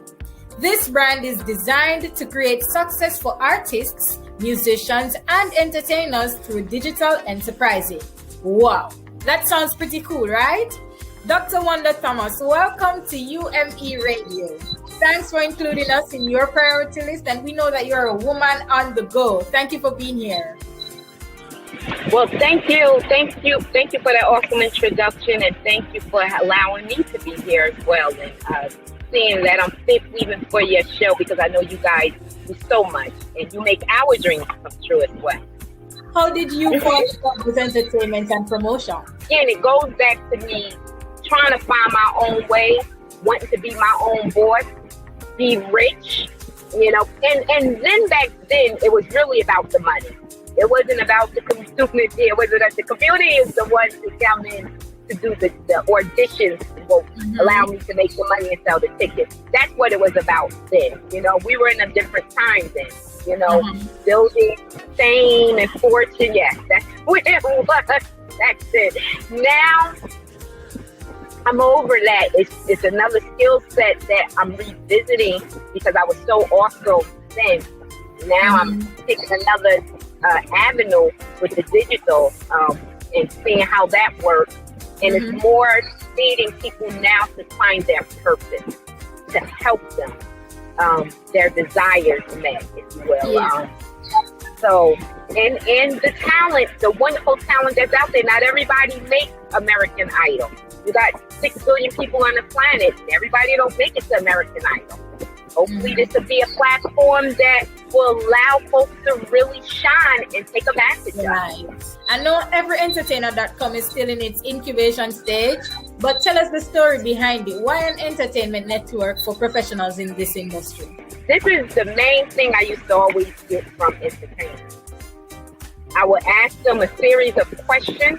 I have a list of questions that I ask, and I will ask them, how many fans do you have? And they're like, well, I got 5,000, 10,000 people on Facebook, but are those your fans? Yeah, I got 10. I said, okay. How many will actually buy a ticket if you were to do a show? About 10. Well, there go your fans. I get that question all the time. I never get 100. Never. I never even get 50. I get about 10. And those 10 may be a good couple of friends and a family. So we already know there we got a lot of work, because now we got to start branding. It's going to showcase them. It's going to spotlight them. It's going to do things that they have not done, instead of just getting on Facebook and doing stuff live. And I watch people on Facebook just streaming live, just doing nothing on a video on their Facebook. So here we are. We're going to stream live, and you're going to build additional fans to what you already have. You're going to build additional fans. You're going to build a buzz. You're going to build opportunity. You're going to build things that you didn't even think of or can imagine, because of their mindset of what they think digital marketing is, and How do I get a million hits on YouTube? It's not just put it up there and they come. Thank you, Dr. Thomas. It was indeed a pleasure talking with you about something so inspirational. The graveyard is full of treasure. Don't lay your head down or go to your next job thinking this is all it is. Continue to push the envelope. Continue to push yourself. Bring your dreams to life. You have it in you. Want to be the president? Obama showed you that. Be the president. There's work in it, but do the work. Don't expect things to come easy because it's not. If you do the work, you're guaranteed to succeed. You may get a couple of struggles, skin knees, little, bloody skin knees, but tears in your eyes. But don't give up, because everything I'm doing, that was my experience. Skin knees, tears in the eyes, giving up, discouraged, but something will keep pulling me back. And now today, everything is coming to fruition. And I thank God for all of it, for the strength. Because I could not have done it without the support and the love of family and friends, and the strength and my own ability that God had blessed me with to be determined and to be persistent. Keep up the good work. Thank you. Words of wisdom, definitely. Wow. I'm excited. Super exciting. Yeah. Super exciting. Everyentertainer.com is a sponsor of Entertainment Now, our awesome segment guy. Marsha, what do you think about this? Do you think that entertainers really should take advantage of it, social media and all of that? Last week we started a conversation inside this segment talking about business trade, right? First, before I even get there, Dr. Wanda Thomas, I know she's probably watching, or she's going to watch it a little bit later. I want to say thank you so much for doing what it is that you do, and congratulations on your new brand. And back to your question, Jesse, I cannot wait for Business Trade to collaborate with Dr. Wanda, because Business Trade is really our bridge, powerful tool to help build a business around their ministry. I never tired of sharing my testimony of how important collaboration is, having collaboration and support and network, is something that is extremely valuable in any industry at all. I can't wait for creatives to get aligned, so that we can have, the possibilities. But my brain is going faster than my mouth. If you understand what I mean, because Business Tree is also between the Caribbean and other countries of the world. I'm not even going to just limit it to the US. And the fact that Dr. Wanda Thomas is in the US, and she has a very big passion for entertainment and clean entertainment. And she is a go-getter. She's somebody that's extremely assertive. So finding alignment with the right persons often, more than not, brings forth good fruit. And so we encourage persons on both, whether in the Caribbean or you are in the US. We know that the website is coming soon. We have that up on the screen right now. Everyentertainment.com. KD Vibes, good morning to you. Yes. KD Vibes says, "What's up from KD Vibes Promotions, LLC, Miami." She also says, "Definitely informative at Dr. Wanda Thomas." Yes. And we also want to shout out Donna Upchurch. We didn't get you earlier, but good morning, Donna. Nice to see you. Hi, Lady Donna. Out to anybody watching from North Carolina. Blessings. Yeah. So it's definitely a collaboration that is going to be of magnanimous proportions. I can't wait for us to, just get the ball rolling, get persons to come in, and we just kind of help them to build their platform, and also build their platform at an affordable cost. Okay, put that out there. Listen, how much is it gonna cost you to try to establish yourself on your own, as opposed to joining a network where you can build and grow, and have particular benefits? So I encourage everyone who is in the creative industry, in the creative space, to look out for more information. I am super, super excited, Jesse. I hope that answered your question. Yes, Did I yes, overtalk? it did. Yes, it did. Yes, man. Oh, I now it's love it. time for our favorite part, our game. Yes. All right. So, We got this picture up on the screen of these so I can birds. see. Why do I feel like I look like the bird in the yellow thing that's happening? It's pretty. You guys are both beautiful. You know, I have a fear of birds. We're gonna certain birds. We're gonna skip that. But yeah, Yeah. pictures Just are I cute. think I feel like you need to kind of slide into the shot. I feel like the picture Let is me know. covering you. Am I here? Hold on. Yes. Is this better? I gotta Yeah, do a a bit little more. better. Let Right. me angle. So, Nope. what's Angle. going on today with this picture, Jesse? Talk to us. Okay, I don't know if you guys could see me, but it says you have an extremely sharp brain if you can spot the odd one out. Should we put on a timer? I found it, but okay, you could go. What? Jesse, you know, we have games, Jesse. Every time we have games. Is it because you wear glasses? Do I need to get glasses, people? Listen, this is prescription. I am blind without it. I can't see nothing. Nothing. You look the same. are a super seer with it, right? No. If you have found the odd one out, please let us know in the comments because I have not yet seen it. DJ Kelly, I know you are there. Tell me if you see them. Jesse, do not say anything right now. Okay? I'm not saying that. I'm not saying that. Okay. Ah, Satin Brownie says, I found it. I found it. Oh, I just found it too. Anybody else? Like, let us know, guys, in the comments. Have you found the odd one out? Great exercise. Yes, Satin Brownie says, I found it. Thank you for participating. Quick, man. I know. It's quick. It's like Jack be nimble, Jack be quick, Jack jump over the candlestick, right? Yeah. So if you are looking, where is it, Jesse? In the second row? It's the second row, all the way at the end. Great.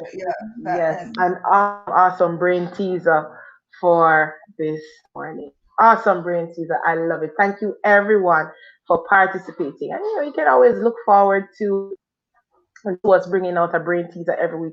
It might seem really simple, guys, but these are simple things that helps us to exercise the cells in our brains so that we don't really lose our memory and all those other things that are aging. So participate, get in, definitely. All right. Yes, Facebook user. Second row, 8th column. It has 3 toes. Is that the only thing? I don't think that's the only thing, though. It was a different bird, though. It was a different bird. Different bird. Second row, This one was snacking and this one was fed. Look, that one was fed. That one had like Thanksgiving, like dinner with some mashed potatoes and gravy, and the other one was just having some salad. Okay. And the bird is turned slightly like another way. It is turned, yeah. Yeah. But Facebook user, thank you so much for participating this morning. We love you. And thank you. And now we go into our new segment, which is wealth.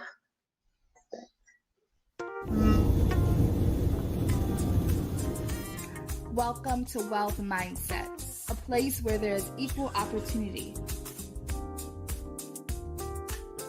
A place where you decide, flourish, and commit.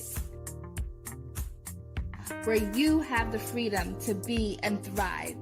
Don't just fuel your passion, but walk in truth, in your divine purpose. Reap the rewards God has for you. Join us while we take a look inside the purpose mindset, where we look at business sense, money matters, coins and currency, and checks and balances. We talk about growing your network, net worth, and net income for your family and the community. Let's empower Black families and support UMERADIO.com. Don't also forget udmibrands.com, and familyalltheway.com. Hello, and welcome to Wealth Mindset. All right. So it is said that people think about things, but wealthy people think about ideas. Wealth Mindset is a show that seeks to provide entrepreneurs and wealth seekers with access to information and resources to help them innovate, develop, and elevate, activate, and serve in order to grow and thrive. This includes community health issues, motivating people of color to create wealth or legacy and not just work history. Welcome to Wealth Mindset. So, today we are going to be looking at celebrating women's equality and advancement. And so, with that being said, we would like to highlight Women Equality Day that was on August 26th, right? And so, to open this segment, we have a very special guest, and she's gonna come on in a minute. But I want to share some great facts with you, and I want to acknowledge nationaltoday.com/women's quality day for this information. So, Women's Equality Day is celebrated every August 26th, and it commemorates the passage of women's suffrage in the US and reminds us of the hurdles by heroic women who have faced violence and discrimination to propel them to move. So, those facts for us, Jesse? Yeah, so we have 18, the number of countries where husbands can legally prevent their wives from working. 39, the number of countries where sons and daughters do not share equal inheritance rights. 1 in 5 women and girls have experienced physical and or sexual abuse by a partner. 23.7, the percentage of women representation in national parliaments. 108, the number of years it will take to bridge the gender gap. 6, the number of countries that give women equal work rights as men. Just 6, guys. 2.24, the number of men for every female character in films.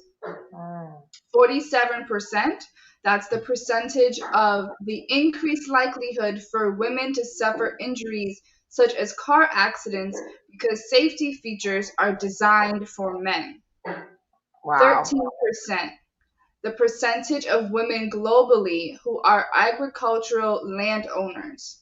40%, the percentage drop in girls getting married in childhood in Southern Asia since 2000. Women have truly come a far way. Totally agreed. Totally agreed. So, here with us today to participate in this beautiful discussion, and I choose to call it beautiful, is none other than our own Coach Raquel. Hi, Coach Raquel. Welcome. Hi, thanks for having me back. Thank you so much for being with us today. It's always an absolute pleasure to have you with us.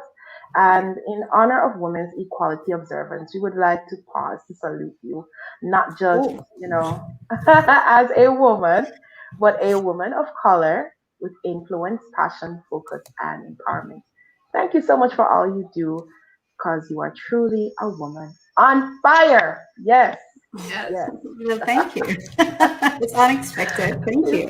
celebrate you today. Celebrating you today. I So let's celebrate start you off. both too. Oh, thank you. Thank you. So our first question, let's start with sentiments about women's equality observance. What are your thoughts? Yes. My thoughts. Women's equality. I don't know. For me, I want equity. I am not. Equality is good, but I'd like equity. And equity is where it's not just equal access to opportunity, but support. So, for example, there was this picture. If I could, I don't have a photo to show you, but if I could just share this picture and try to describe it so you can see it. So, for example, let's say we're both standing looking over a wall, and there's a real picture out there of this.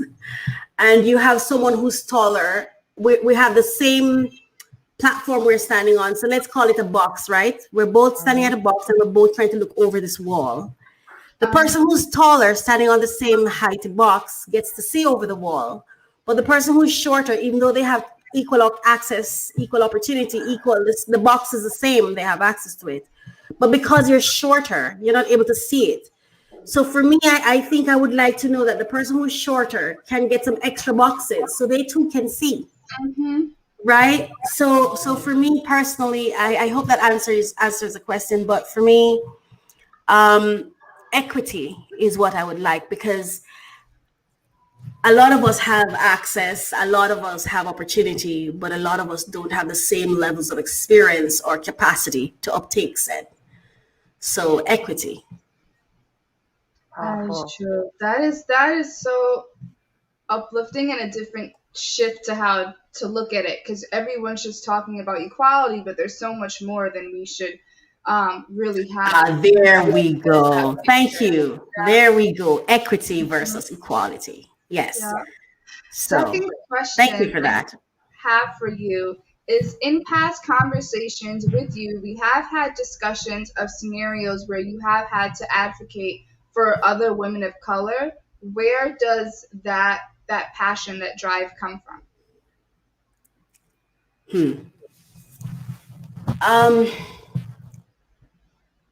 I know my own value. And I've gone through so many scenarios where others also knew my value, but downplayed my value.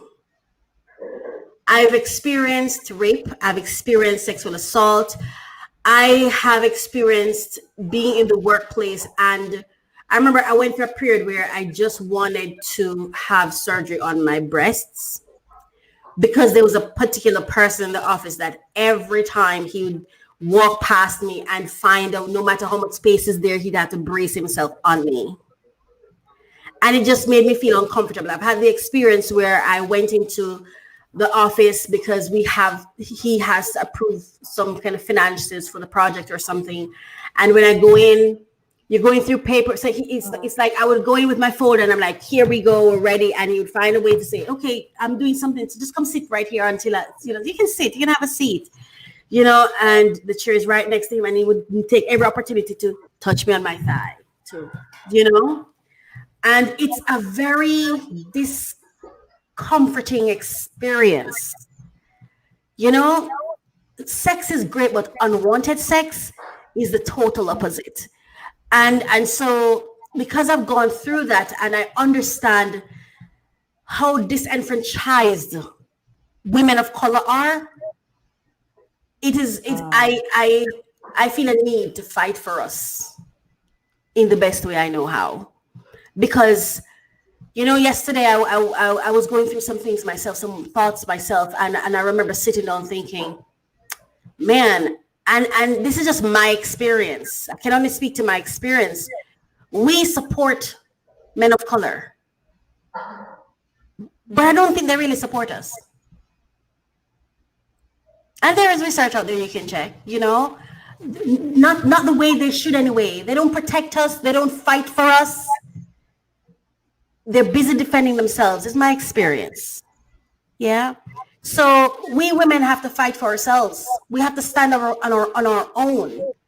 We have to go out there and get it done. And you know how many single family households are there headed by women of color.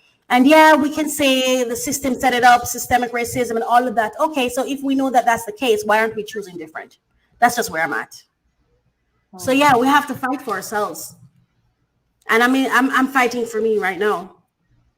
We have to.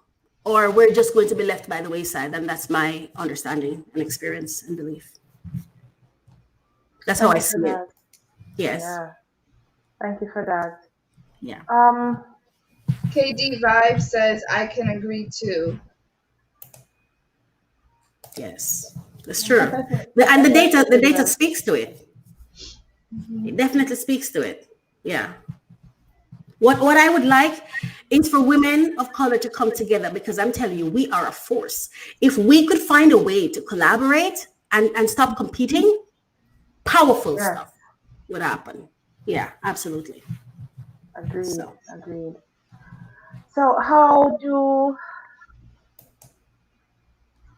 women of color today, with regard to women of color today, how can they be more assertive in their pursuit of becoming the best version of themselves? And this includes finding their voice, because for me, and I can put it out there because I know I'm not the only one, that sometimes over time you lose your voice. Losing your voice, meaning you in your head it's clear cut what you want to say, but based on the external factors, it completely shuts you down and you just go mute. How do you think a person, and I think I'm maybe pulling on the coach side of you when I ask this, how can a woman find her voice if she's lost it? okay. Self mastery is critical and important. And it begins with self awareness. If you have a resource, or if you have a tool, or if you have, let's say you have a hammer, right? You want to understand the purpose of the hammer, right? And its uses. The same applies to self. For you to be able to walk into, and it's not easy. I know the question you're asking. It's not easy because I am one of those persons who I'm unafraid to speak for myself. I've been known to do it. But even I sometimes have gotten into spaces where my voice, my freedom to use my voice becomes threatened. There's so much sometimes that you have to think about. Okay, I want to support my men of color, my Black men. I want to honor you. I want to honor the people around me. I want to respect you. But the truth of the matter is, until I can respect me and honor me, I will never be able to successfully respect or honor anybody else. So though it may be hard or difficult, well, I've chosen to live on the difficult side of life. As a matter of fact, I don't even want things to be easy. When it gets easy, I get concerned. Because it's that easiness that gets you into comfort zone, that gets you into failure. Right? Failure that you can't recover from, because failure is not a bad thing, it's learning. But when you get stuck into states of mind that keep you in certain debilitating circumstances, then you have to get to a place where you become uncomfortable. And I think women need to become uncomfortable. What that is, Marsha, you see, I spoke earlier about how we see ourselves. If you see yourself as powerless, then you act accordingly. But if you see yourself as powerful, then you act accordingly. One of the decisions I had to make with myself was that you're going to piss people off. It's okay. I'm gonna piss people off. Because guess what? If that's where I'm at in my mind, if I'm feeling like if something is weighing on top of you, you're gonna eat up and push it off, right? Mm-hmm. Well, I'm the kind of chick that will punch the wall to get past something. Yeah, we have to become willing to do whatever it takes to master self, to get that outcome that you seek. And we don't really have a choice. We have to speak up, even if it kills us. So we have to become unafraid to be. Unafraid to be wrong, unafraid to be right, unafraid to be unpopular. We have to become unafraid, because the opposite is to settle. And that's what you should be afraid of, settling. What you should be afraid of is being in the room and being silent. That should terrify you more than being heard or saying the wrong thing. Mm-hmm. Let's explode. It's okay to explode sometimes. Then deal with it. Don't walk away, then deal with it. But that's just how I feel about it. You can't afford not to speak, because who's going to speak for you? There's a saying that says closed mouths don't get fed. Women of color, we don't have a choice. And people like to say we're at the bottom of the totem pole. Lies you tell. We're at the top. We're at the top, but you don't want us to act as though we are at the top. So you tell us something different. We are at the top. Look at the research. Who's leading in entrepreneurship? Look at the research, right? Who is overcoming? Look at the research. Who's holding it down when our men is in jail or doing their own thing or whatever? We are at the top in my world. Yes. Yes. Katie Vibe says that's right with praise hands emoji. Yes, girl. Yes. I agree. I have another question, and this could actually go to all of us. Coach, you first. When you think about a woman did that, who do you think about? A woman did that. My mother. My mother survived not being loved, not being protected, not being provided for, not being married or chosen. She had, based on my awareness, 8 children. And I have never seen her being loved. I've seen her being hit. I've seen her fighting. I've seen her work. I've seen her tired. I've never seen her being loved. I've never seen her being made priority. But she freaking did that while she was here, and she did her best. And for a long time, I was so mad at her. At 16, oh my gosh, I wanted to divorce her. But I've grown to love her because she was, based on my experience, an unloved woman. Her mother put her out, I was told, at 16 when she was pregnant. She was an unloved woman. But she was a fighter, man. She was a fighter. I salute her. I love her. I never really spoke about her publicly like this before. I don't really talk about it, but I salute her and I love her. I think she was brave and bold and she was all that. Yeah. So she's who comes to my mind. The other person that was coming to my mind was Michelle Obama, but then I'm not quite sure how I feel about that. So I just never went there. But I know in her own right, I'm sure, she is to be saluted in her own right. But I'm just not, I think she just came to my mind because of the information I've been exposed to. But from my heart and soul, it's my mother, my sisters who are doing it. I don't know how they do it. I wonder how somebody who has a child handles it right now, because it just looks tough. Most Black, let me think. Do I know a Black woman who I've seen being loved? Yes. My closest friend, I call her family, Althea. I salute her husband. I've seen that man love that woman, and I salute him because he was the only one who came to my mind.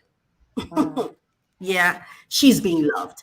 Most of the women I know, they're either single and they're not being loved. I'm not seeing that love, pouring on them the way when I turn on my television, I see white women just be receiving it. Like I was watching an old version of The Bold and the Beautiful the other day. I went to turn the television on and it was on the older version. I don't know what's happening now. And I was seeing Brooke and everything and just how she was positioned in the show. And, she was a boss and she was loved and she was right.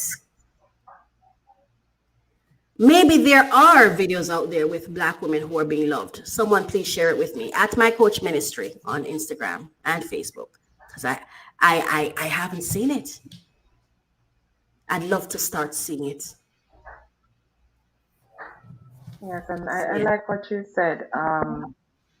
When I think about women being embraced and loved, I think with no strings attached, it's a genuine effort by someone to make sure that they are appreciated right where they are. Not asking for the bells and whistles and the nips and the tucks. And it's not a visual thing, but somebody that can look past into your soul and say, listen, this is a good person that needs loving. And Mhm. I'm not even talking about from a man to a woman, but even for us as women, celebrating each we talked about it and touched on it a little bit earlier as well, that we need to do. Yeah. It fuels Yes. us, community fuels us, and it helps us to propel forward.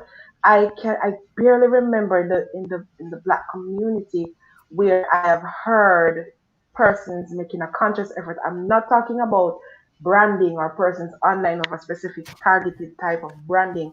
I mean just as a genuine person say, hey girl, I see you, you're Mhm. doing well, keep doing what you're doing.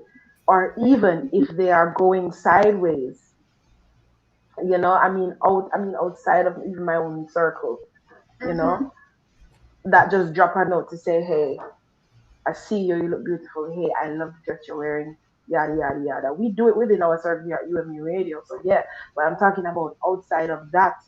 When I watch even children play, it's very rare when I hear a little girl says, I like your shoes, I like your dress, you know, Mhm. We things have to like that. start the conversation. We have to Yeah. change the trajectory of our own community. Yep. And that starts with us starting the conversation. See, like I said before, what we do multiplies in our lives, in our worlds, right? I have seen where women have supported women. As a matter of fact, because of the support of one woman, her name is Vanessa Van Horn. I remember she invited me and gave me access to an opportunity with Cornell University. They have an online program sponsored by the Bank of America, the Women Entrepreneurship Program, where I was able to get certification as an entrepreneur, and it was such a wonderful experience, a rewarding experience for me, and that she thought to share that resource with me. And I hope I get some time closer to the end of the show when to share some opportunities for women. Women, if you're a woman entrepreneur or you're a woman in business, from time to time, being a part of this community affords me access to information, and I always get this information about grants and awards and all kinds of information. And it's at mycoachministry.com. I always post them. I also sometimes post them on my Facebook page as much as I can, but I share them in my blog so you can access it. But we've got to get to that place where we empower each other, not just women, but the Black community as a whole. And I'm saying this because I'm a member of that community. I don't have anything against any other community, but that's my community. And we are fantastic. We're creative. We are determined, and we keep doing it. And our women, my prayer is that God just pour out love on Black women. I want Black women to just start finding love everywhere. A man to love you, hold you down, keep you safe. A man that sees divine purpose in you and is not thrown off by it, is not deterred by it, but can value and appreciate it. Like when God put divine purpose in you, and someone comes and sees it and sees it as a problem, Yeah. Yeah. sees it as a problem. It is listen, I decree and declare it. You're going to meet men who see divine purpose and say, yes, God, Amen. thank you for this woman in divine purpose who knows who she is, who is bold enough to speak no matter how she has to say it. And her man, will hold her down, will scaffold her, will put my arms around her when she screams, as opposed to running away from her and criticizing her. It's my hope that Black men step up. Step up, man. Step up. Yes. You're not Yes. victims. Love your women. They don't have to be your wife or your child or your sister. My God, like I yearn for the day when the Black men around me step up. I get passionate. Yes, and that's all right. And we are inside wealth mindset, and I want to make this very clear to our viewers, listeners, that wealth is not just about money. You understand what I'm No, saying? it It is is not money. actually, it's It not is not. money. It's not money. It's adding value, and you ladies can help me if I fall short on descriptive words. And I want to pause to say hello to Mr. Dexter Peart. I see him in the comment section. He is the Good husband of one morning. wife. And believe me, I know Dexter is somewhere in the US, but I just want to pull him out because he's here. But I can tell you for a fact that when I see this man love his wife, they have a mother relationship. And sir, thank you for being on. And I salute you this morning.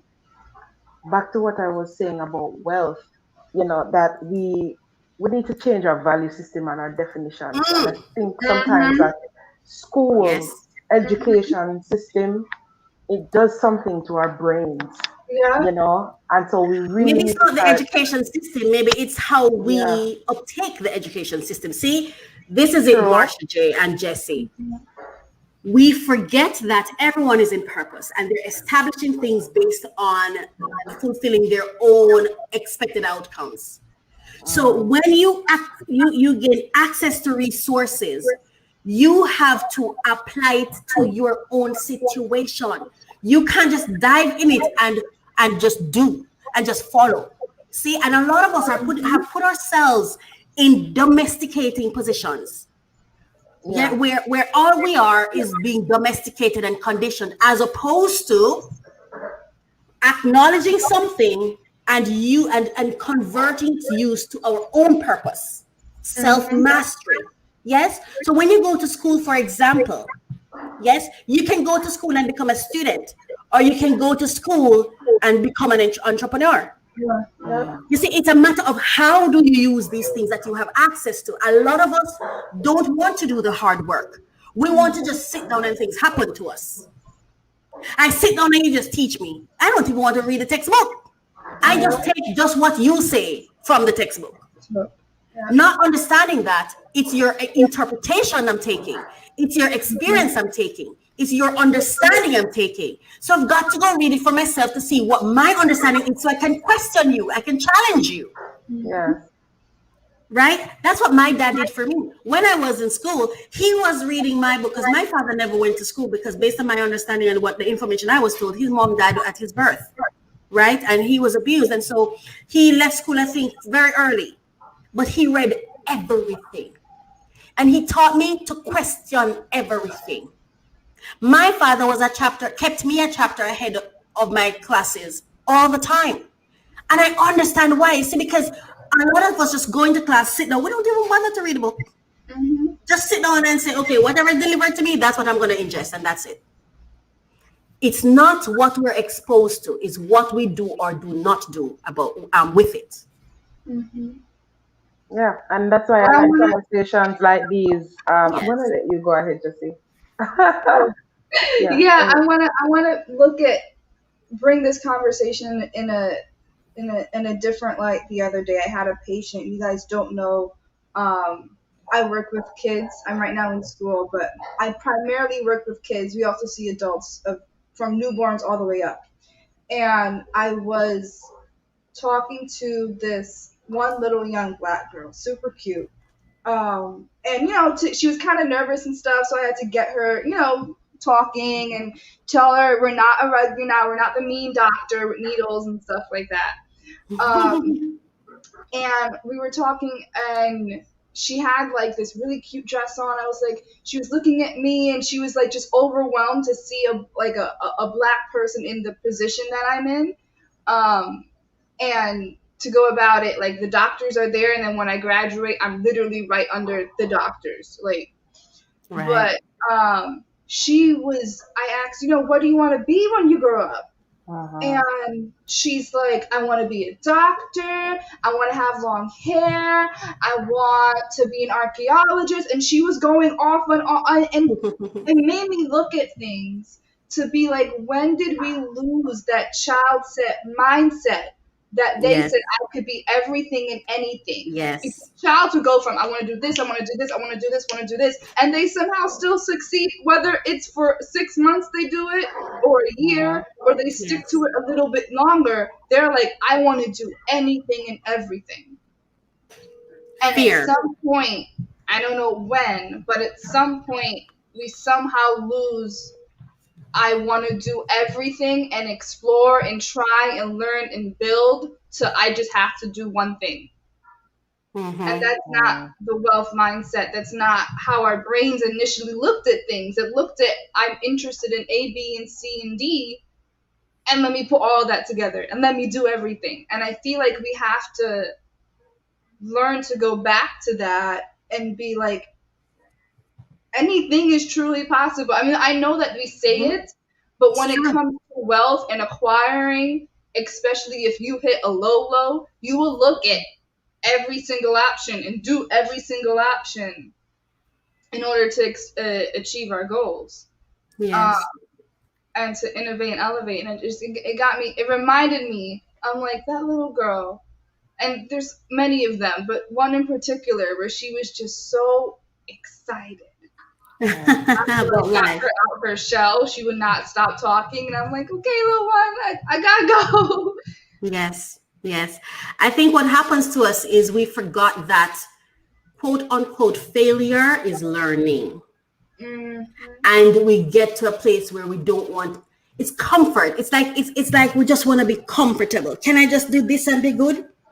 You know, I remember when I left college, my mindset was, I need to get a job so I can rent a one room, buy a dresser, buy a bed, buy a chest of drawer, exactly like this. And I wanted to buy cornflakes and eggs and frankfurters, because those were the things I saw and I felt I couldn't have. And I had to kind of like shake myself out of it. Like, what are you doing? Mm-hmm. That isn't any life. Mm-hmm. That's not a life. That's what you saw. And what happened is, oh God, it's so much. When I keep you away from when you lose sight of the abundance of life, you get trapped in the cocoon of life. You get trapped in the cycle of life. There's so many of us who have value in front of us and can't see it. How many times do you call on me on a regular day to say, hey, I'm about to make some decisions and I think you're smart. What are your thoughts? We don't even do that. Are we utilizing the resource that each other presents? True. Yeah, like are we truly ready for abundance? Because abundance comes with responsibility. But we don't want the responsibility. So I'll just come do the 9 to 5 for you, because then I don't have to worry about how the company light bill is paid. I don't have to worry about how the staff is paid. I just have to come and say, pay me. Whether or not I function, whether or not I like you and really invest myself the way I should, whether or not I'm really giving you all of what you're paying me for. What is happening in our lives based on wherever we are in our life is a direct reflection of who we are being. If you're hustling, it's because you're a hustler. That's it. If you're living in abundance, it's because you are a giver. You see, gratitude has to fuel one for one to have abundance. It means you have to give. I remember we have a program where we give other people access to our business opportunities for them to earn. And one particular client, and this is something I'm learning from, one day had a conversation with us and said, why is it that the funds that came in, it wasn't shared 50-50? And I remember I sat to myself and I thought to myself, wow, that's how you see it, huh? Wow, that's where you are. I'm not mad at you. That's where you are. But this is the setup, right? We deliver the service. All we do is give you the profit. Mm-hmm. So there's a service charge that we would have paid out anyway for whatever's going to be done.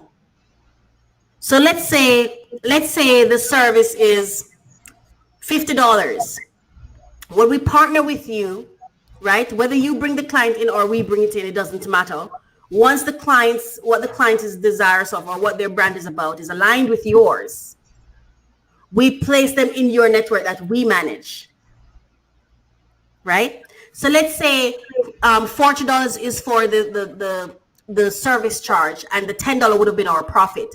We decide that by placing that person in your network, we give you the profit so that your business can grow. You can determine what you do with that person once they come in. You could even upsell them. You can sell them something new. You can do whatever you want to do with them because we just place them in your network and paid you to do so. And you're busy thinking, why didn't I get 50%? What services are you delivering? What obligations came to you when we placed that person in your network? None. So in effect, we gave your profit for what? Because we're affiliated. You see, so when you talk about the Black community, yes, our mindset is so wrong. Our mindset is, I want. Solve my problem. That's your job. I'm not here to solve your problem. That's your job. Whoever solves your problems gets the pay, the abundance. So whoever is solving problems, that's where the abundance goes. Even in the way we purchase things, we would rather pay a cheap real estate and live in a community that every single day we get up and look outside, we feel depressed. Wow. Rather than stretch ourselves to go into a community that when we get up, we are inspired. The decisions we're making, we would rather get up and go work for somebody else.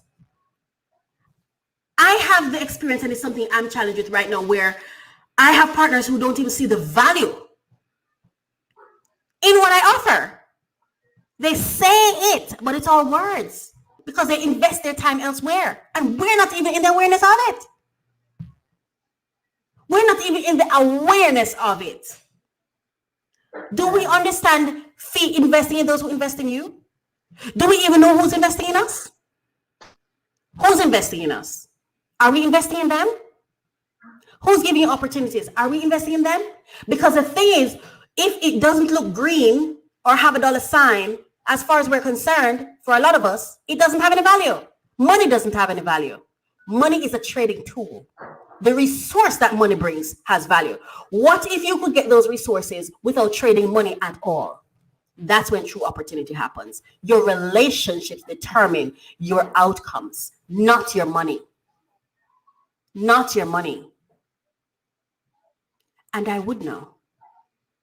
Because let me tell you, I live in abundance. You know why? People move for me. Oh my goodness.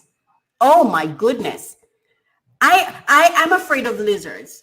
And one day I was standing and there was this friend that I was introduced to. And he came to get rid of it for me. And as I stood there watching this man fight for me, he looked everywhere for this lizard. Like, I mean, he appeased every concern I had. He knocked so that I would realize that he went into the court. He did everything. No, that is abundance. That is abundance. That's what I need more of. So we have to reset the mindset. True. Because if money is it, then Black people should never be poor, because Black people are always hustling for that dollar. Always. Mm-hmm. We're always working, hustling. We're always going to a job of some kind. We're getting welfare, all of this. So clearly money isn't it. But when are we going to get it?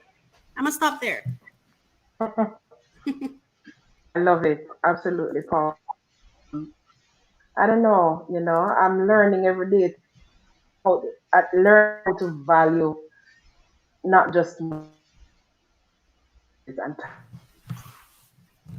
greatest network, right? Having the ability to open your eyes and see. A lot of time people walk away from relationships feeling that they were unfairly treated without real and looking into it. I may not have, but I also got this out of the relationship. Mm-hmm. Mm-hmm. Could not have purchased what it is that I have gained here, and I'm so thankful even for that revelation on my side, because the truth is sometimes the most impactful persons in our lives, they may not have money, but they're the ones we treat the least. Yeah. Yes. because we don't recognize. Because guess what happened? And care, you see, the Bible says God chastens those whom he loves, right? Love doesn't, what I've learned is love isn't this cutesy, pretty nicety that the television tells us it is. Love, to really love someone, is to hold them accountable, is to speak truth to them. But you see, that's agitating. I've had persons tell me that I agitate, and I started repeating, yeah, I agitate, because I got to a place I was like, okay, I accept it, I agitate, because I wasn't willing to change who I was. You see, but even in interpreting it that way, so instead of saying, thank you for disrupting my pattern so I can be better, you say, oh my God, you're agitating me. Leave me in my stupor where I'm at. I don't want to grow. I don't want to move. This is where I'm at. But you see, even the words we use tells us what we value. What do we value? Because it's our value system that determines the choices we make. Value influence decisions making. It's our value system that determines our decision. And that's why you have to ask yourself sometimes, let's say a woman is in an abusive relationship. Why, and you say to her, why doesn't she leave? Value. Lack of self-value and too much value of what she thinks she has. Oh, I get this here. I get to live in this house without paying a bill, so I stay. I value that. You see, it's value. True. To the degree that they can get to a place where they believe that I deserve what I'm getting because this person provides. Value. Value is what determines our choices. And that's why wherever we are at, it's not slavery, it's not systemic racism, it's none of that. It's what you value and what you choose. Because there's also death. You know, I see death so differently. Like when people talk about death and get sad, I'm like, why are we sad? Do we know where they're gone? If we preach that there's a heaven and we believe they go to heaven, what are we sad about? Why aren't we happy for them? Is it jealousy? What is it? I'm just asking. Right? True. Priorities. We preach one thing, we believe something different, we act something different. We've got to make up our minds. Yeah.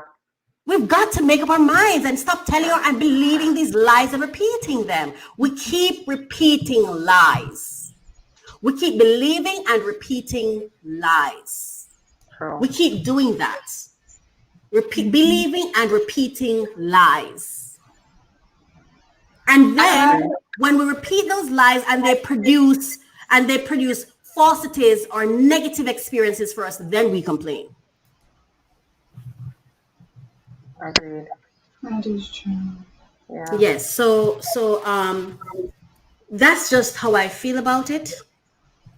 One last question, because we were talking a lot and had a very good expanded conversation. But for those just joining, we're talking in regards to Women's Equality Day and asking Coach about her opinions in regard to women's equality. Really, in her opinion, we really just need equity. I have a question. As a female entrepreneur, how important is it to create legacy and not just work history? Oh, wow. I'm all for this right here. This question, I think, is one of those concepts that for me is such a big deal. A lot of us are just busy creating a work history. Oh, I worked over there for 20 years, for 40 years, for 50 years. Oh, I've worked for this many years at this place, blah, blah, blah. And then we get fired or we resign. And that's it. I paid my bills over the past 50 years. Now what? Where's the legacy? Where do I go? Pull your name up and see the impact, the influence, the divine purpose fulfilled through you. And this is why I say, I don't believe in religion. I don't. Because, and if I were to believe in religion, it would be love. That would be my religion. I've seen signs of it. You see, we claim we believe in a God. That's what we claim. But then we never pursue his divine purpose. Half of us don't even know what it is. Or if we know what it is, we don't honestly state it. True. We don't live in the truth of it. Yes? But we keep perpetuating that we know who God is and that we serve a God. Do you? Is that why you get up every 9 to 5 and go to work? Nothing's wrong with going to a job 9 to 5. Nothing is wrong with that concept. It's the why that you go there that matters. Why do you go? When you are done on any given day, was divine purpose fulfilled? We don't become an entrepreneur, Jesse. I believe we're entrepreneurs by default because we were designed and created in the image of God, who is the creator. And he's constantly creating. He created and we're constantly creating, whether we believe it or not. The contract you have doesn't determine whether or not you're an entrepreneur, sorry. It's just a contract. Every job is a contract, whether it's a long-term contract or a short-term contract. Whether you work from 9 to 5, 9 to 1, 10 to 6, it doesn't matter how long you work. It's a contract. It's a project.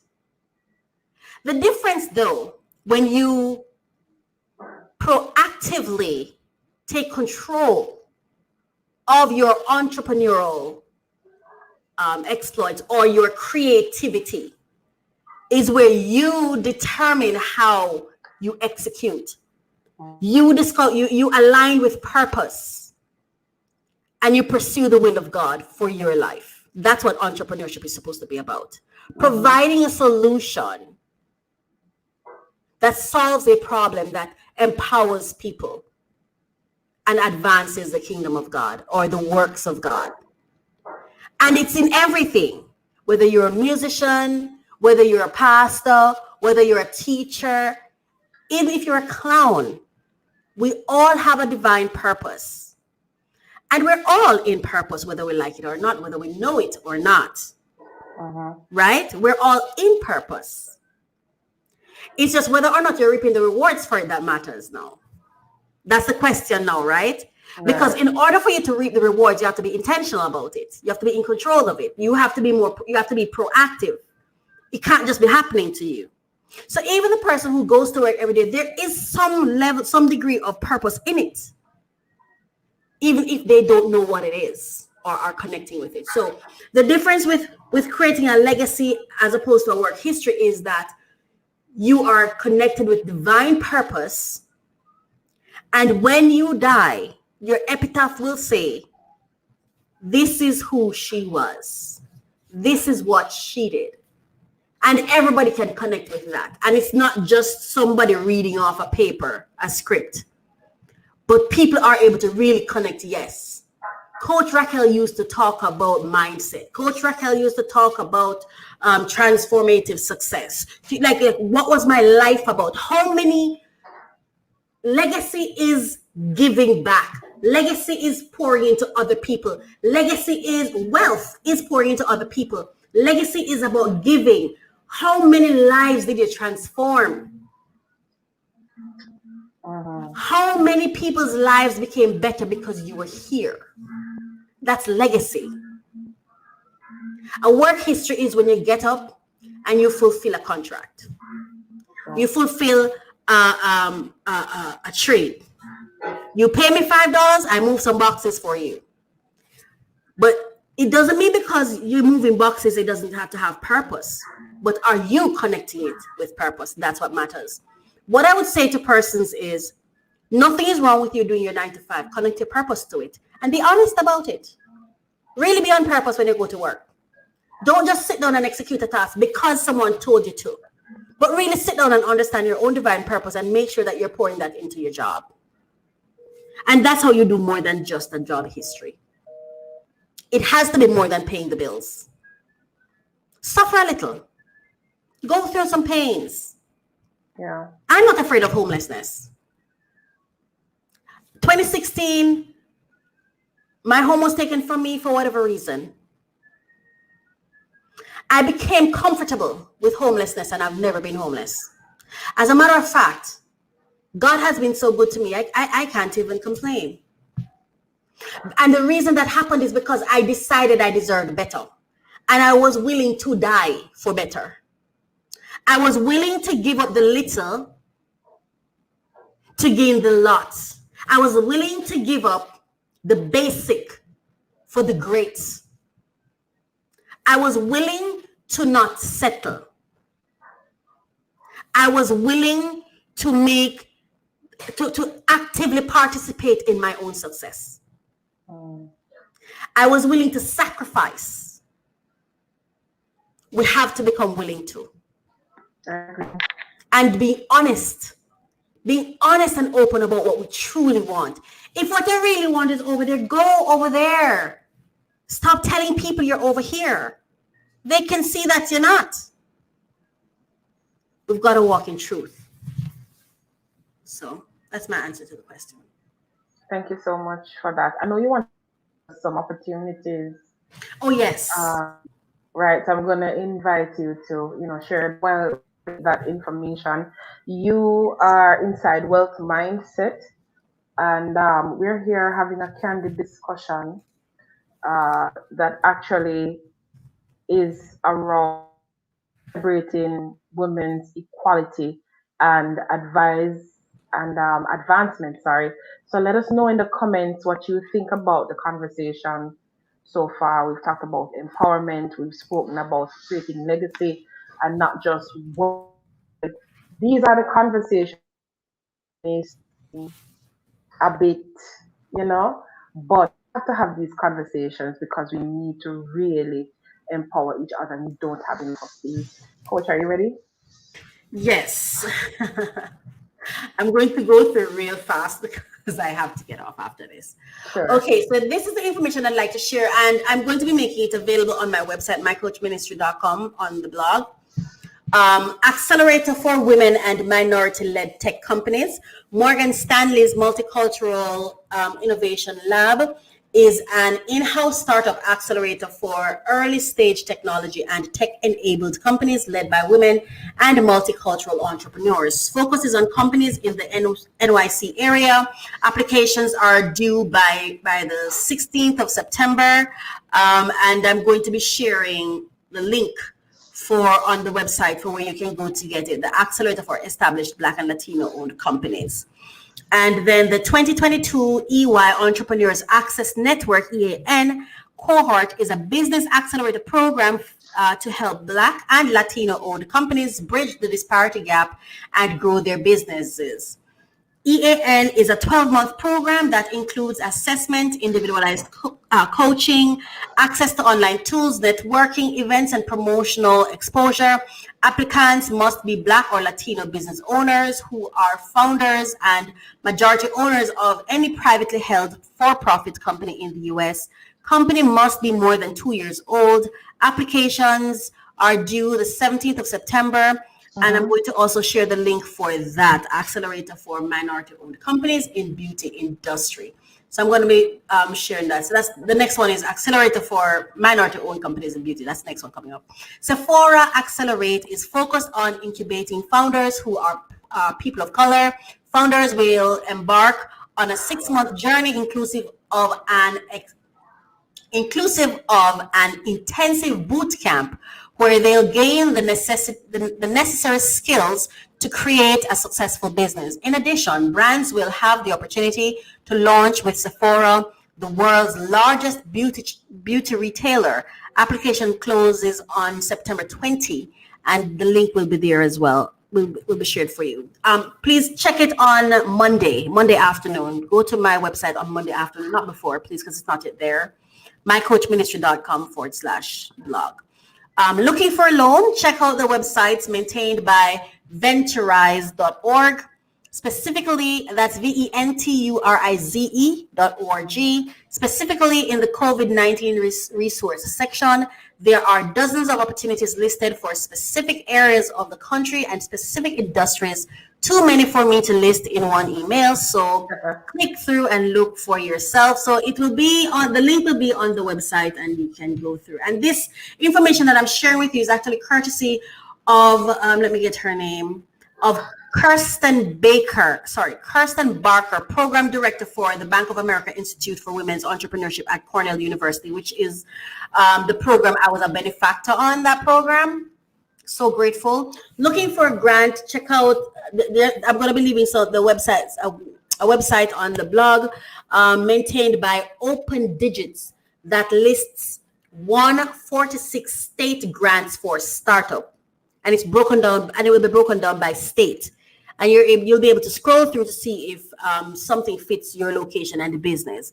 There are lots of resources out there and opportunities. Connect, and be willing to participate in these programs. One of the things I did when I got access to the Cornell program and I started the course, what I did, they gave us assignments, and what I did was I used my business for my assignments. And so I indirectly used them to build my startup.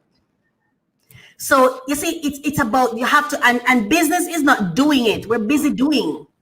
If doing was what make us wealthy, like I said, Black people would be wealthy. Doing is not it. It's thinking it. Find people who know how to think, visionaries, connect with visionaries, people who have big ideas, people who know how to come up with great ideas. And those people will make you uncomfortable, but it's okay. Take the best of them, leave the rest of them. But participate, get access into programs so that you can accelerate and not just work and do, but that you can grow and advance and impact other lives and transform yourselves, evolve. Don't be afraid of evolution, people. Evolve. Yes. Yes. I hope that information is helpful. Yes, it is. What to say. It is. Thank you so much for joining us. It was my pleasure. Yes, a very fruitful conversation, and a conversation that is well worth it. Thank you so much, Coach Raquel. And of course, we invite you to visit her website, mycoachministry.com, for opportunities. And we're all looking for opportunities, especially during this particular time. Thank you again, Coach Raquel. If there are any questions that you have, you can always leave them in the comments. Not a problem at all. And so we want to close out this segment by talking about UV health, Jesse. Yes. I know we have a screen up, the article to come up in a minute, but I want to talk about UV health, even though people think UV and sunlight in summertime, but even as summer is still here, but maybe coming to a close, we need this UV help because the sun's always around us. So I want to let you know that the sun rays, sorry guys, thought I saw something. But the sun rays give off UV ultraviolet light that are actually very, very harmful to us. And sun is not the only culprit. For those of you that may use tanning beds, they offer a high dose of UV rays, and it's even higher than sunlight. And UV rays are invisible kind of radiation that comes from the sun, tanning beds, and sun lamps. UV rays can penetrate and change skin cells. And there are 3 UV ray types. There's ultraviolet A, ultraviolet B, and C. And these are some tips from the American Academy of Ophthalmology. This is the area that I'm in. So guys, don't focus on the color or darkness of sunglasses lenses. Select sunglasses that block UV rays. Don't be deceived by the color or the cost. Right. It does not matter that. Check for 100% UV protection. Make sure your sunglasses block 100% of UVA and UVB rays. Choose wraparound styles. Ideally, sunglasses that wrap around your temples or cover your temples a little bit. Wear a hat in addition to your sunglasses. Don't rely on contact lenses. You guys know I wear glasses. I also have contact lenses. And when I have my contacts, I also just put on a pair of sunglasses.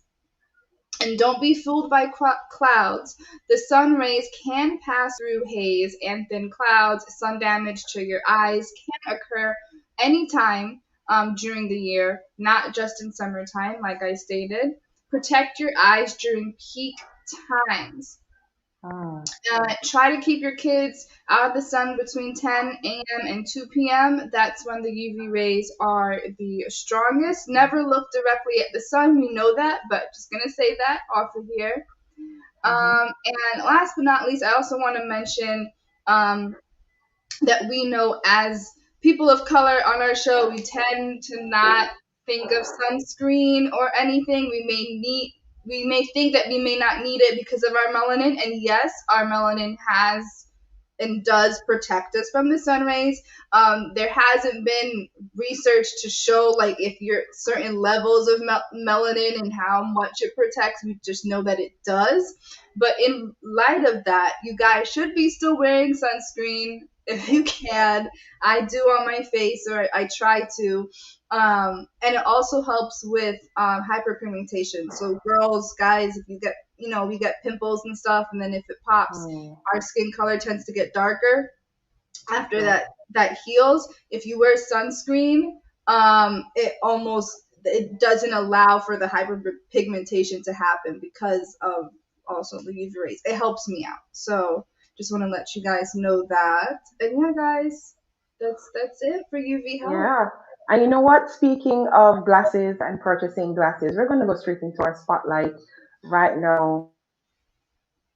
And Shopping On was founded with one goal in mind, and that's giving our customers a fair, rewarding, and enjoyable shopping experience. We conduct business according to the same values, knowing that better service equals loyal customers. So, in today's Mr. and Mrs. Stair, who are currently celebrating their first anniversary and will be telling us about their shopping experience with Shopping On.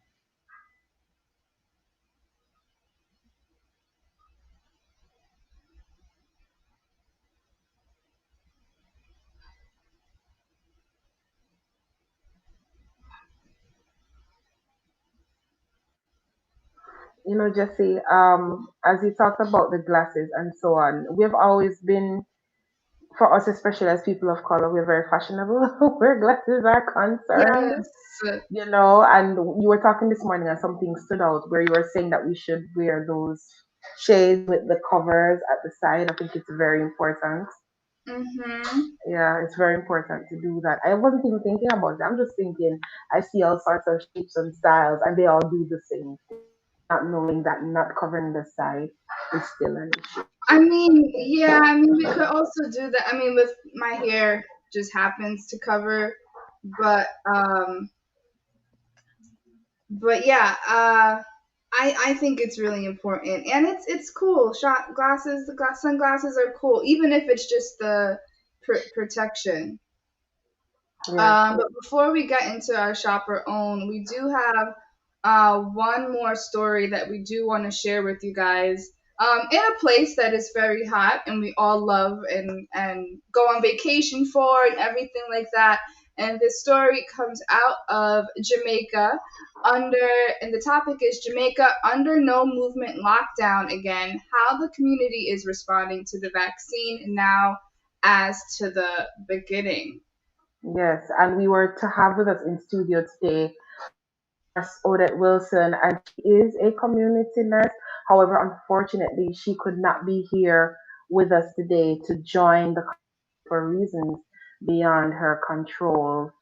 And so, we want to ensure that we let our viewers know that, we did plan to have that conversation with someone who's on the ground in Jamaica to just kind of give us some feedback as to, what's going on there and so on. But unfortunately, Nurse Wilson is this morning, and so we definitely apologize for the inconvenience this has caused us. Can we tell them a little bit about the story real quick? And maybe Sure.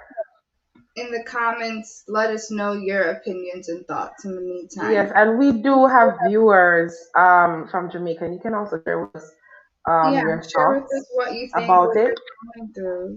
Yeah, but for those who may not know, According to GIS.com, Prime Minister the Most Honorable Andrew Holness has announced 7 no-movement days to curb the latest surge in coronavirus or C-19 cases in Jamaica.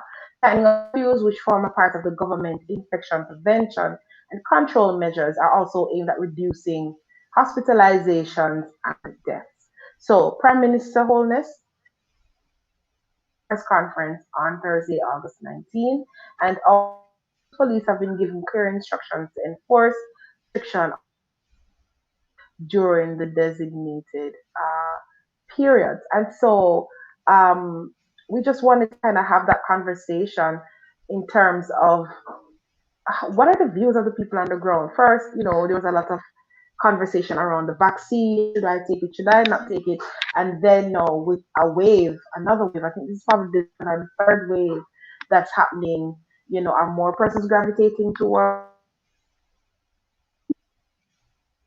the vaccine, or what's happening on the ground there. So if you are watching and you want to comment, in the comment section, feel free to share your comments with us. And once you see the government really taking the time to shut the country down, shut it down, but absolutely no movement, so that more than likely are high, and it's really, really not great right now.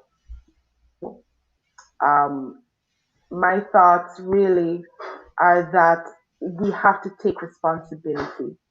Our health is our responsibility. While there are other alleged factors that may have caused in C-19 cases, as a matter of fact, I had a conversation this week with a nurse that is at a hospital in the area where I'm from, and she just her heart is just bleeding with the number of cases that are coming in. The hospital is running out of space. When you cut it, per really seemed and caring much about sanitization, wearing masks, social distancing, and it's just has gotten out of control right now in Jamaica. And we are praying for those, especially those frontline workers, hospital care persons who have to be handling this, protecting themselves. And unfortunately, for those families, community that have caught C-19, we just pray for speedy recovery. And we do want to also reinforce that ignorance of the law is no excuse. And I don't think it's even ignorance at this point. I think it's just maybe laziness to do what it is that you're needed to do. One of the things the nurse had said to me is that when she sees persons in taxis and so on, because she does it, and she may reiterate to me, pull up your mask. We have wearing the mask a particular way. They're like, oh, I can't breathe in the mask, and this with the mask, and that with the mask, and not seeing you being alive on top of your grave than than just wearing a mask, guys. And so we can't say it enough. And we won't stop saying it. Wear your mask. Observe all C-19 that you and your. If we continue to pray for Jamaica and all the other countries that are being affected with C-19 at this time. So those are my thoughts, Jesse.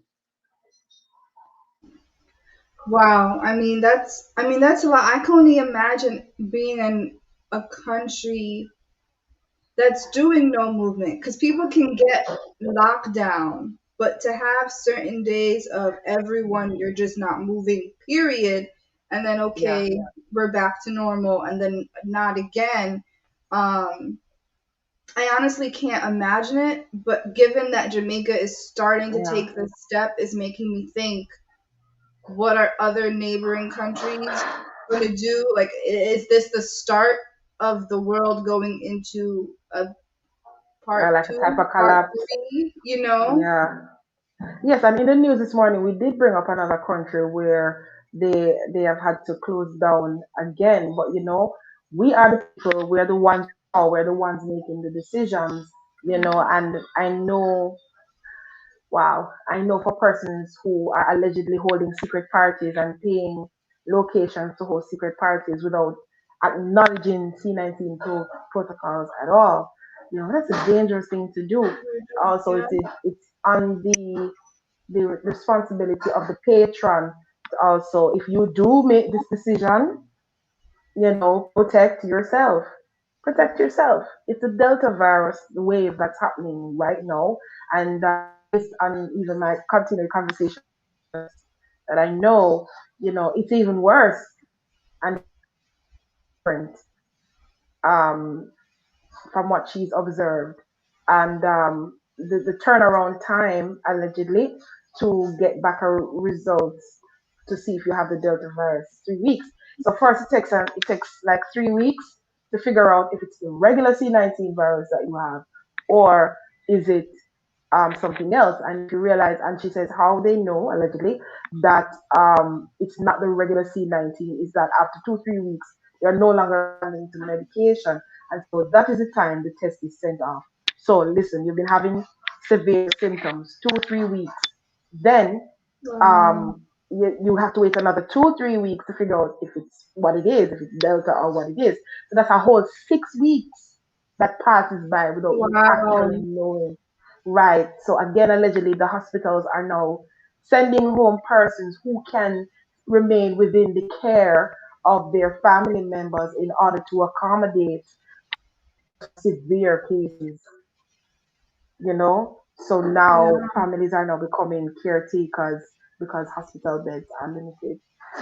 So again, Jesse, I don't know if you can say it better than I can. Maybe you can encourage the people to be. We have a comment that says from Satin Brownie, I heard that Prime Minister Holness wanted to mandate injection for teens without parental permission. Well, I would say allegedly at this point. Allegedly. Yes, allegedly, and we are definitely still into into that topic, and I'm not even sure if we go further with that conversation until we have done our due diligence of the radio station. Where that is concerned, and if it is, because remember this is allegedly, then I'd like to add that, wow, what would, because it's never about painting a country in a bad light. It's more of questioning the why. Yeah. If that stance is being taken, why would you say that? Like, what's going on there? And we want to kind of get into the country and plug in and see if these decisions are so. Why are these decisions being made? And how is that affecting the current community of Jamaica? Yeah, so that's what I'll say on that. Yeah. All right, and let's head into our spotlight now. Shop and own.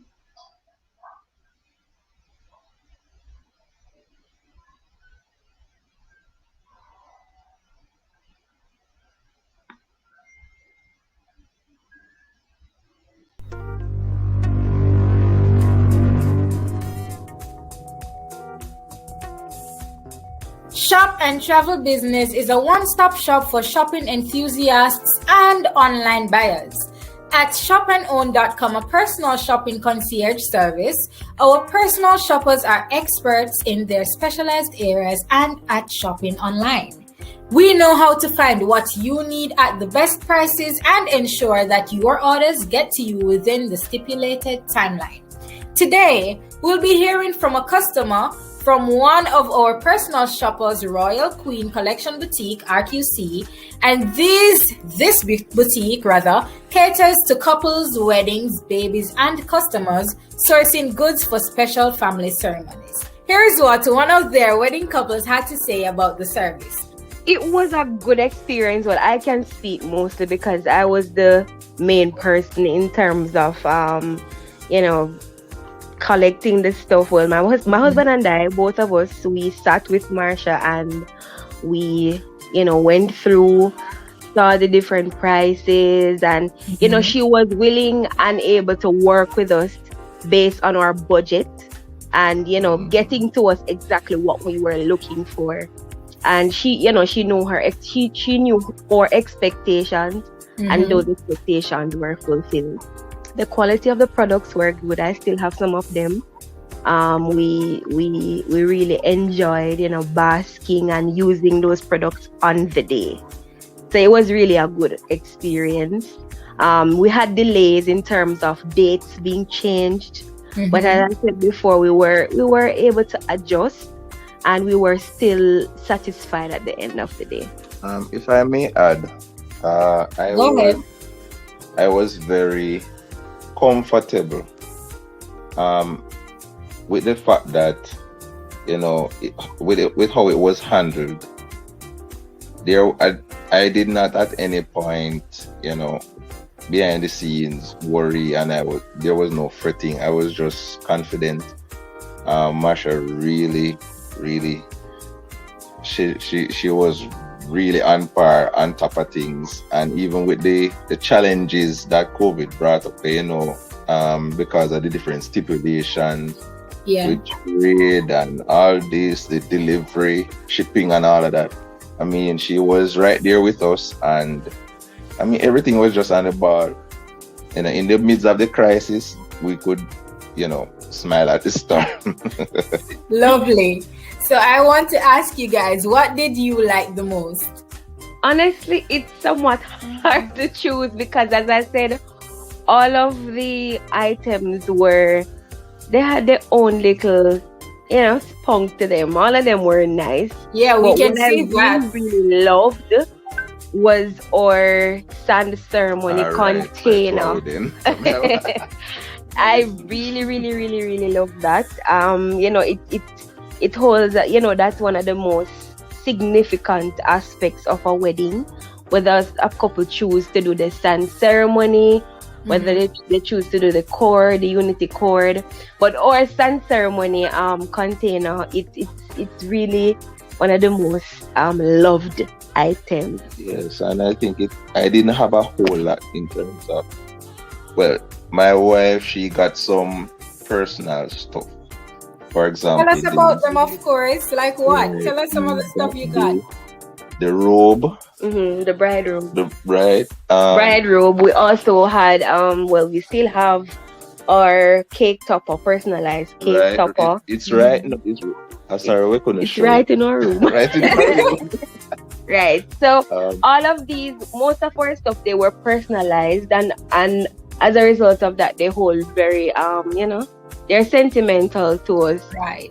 Thank you guys for coming once more. It was a pleasure talking to you. There are 5 steps to making a purchase or placing an order at shopandOwn.com. 1. Open a new browser and type in shopandOwn.com. 2. Select from our featured brands or shop Amazon. 3. Check out at Amazon, or if you do not see the item you wish to purchase, select the tab Get a Quote, then check your email for a message from one of our personal shoppers. 4. Place your order. 5. Wait to receive your delivery. It is that easy. Don't forget to share your experience with us. We love receiving all feedback to continuously enhance our service for your satisfaction. If you want to know more about how to shop and own, you can visit the website at shopandOwn.com or email us at shopandownbiz@gmail.com or send us a message at 1201-503-6731. I'm Trisha Gay Kelly, and you're tuned in to UME Radio. Live on purpose.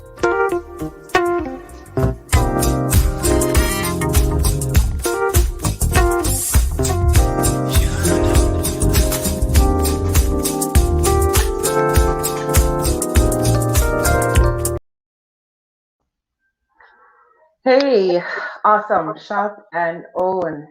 Jesse, we have one more thing that we have to do before we go this morning. Yes. Let us know what it is. I don't want to say bye. I do want to say, we want to let you guys know that we had to do travel, and our Voice of Truth segment, and we know you guys love it as much as we do, but we had really heavy, intense conversations, and time got like away from us. So don't worry, we got you guys next week. It's gonna be fine. It's gonna be fine. It's gonna be good. Yes, and so we want to wrap up this morning with Inspire Someone. So we're going to invite back to the studio Coach Raquel. Yeah, so we're inviting her back on. And Hi. thank you. Yes. So the question that we would love you to speak on as we close this morning, when someone has something to say but are unable to get it out, how should they approach that?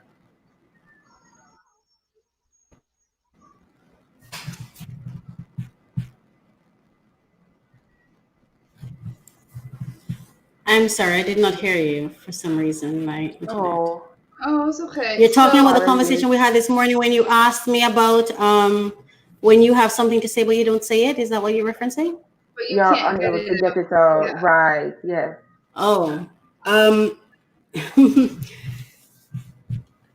I think you ask yourself, what is it that makes me timid, fearful, or not want to say what I have to say? What do I gain by not saying something?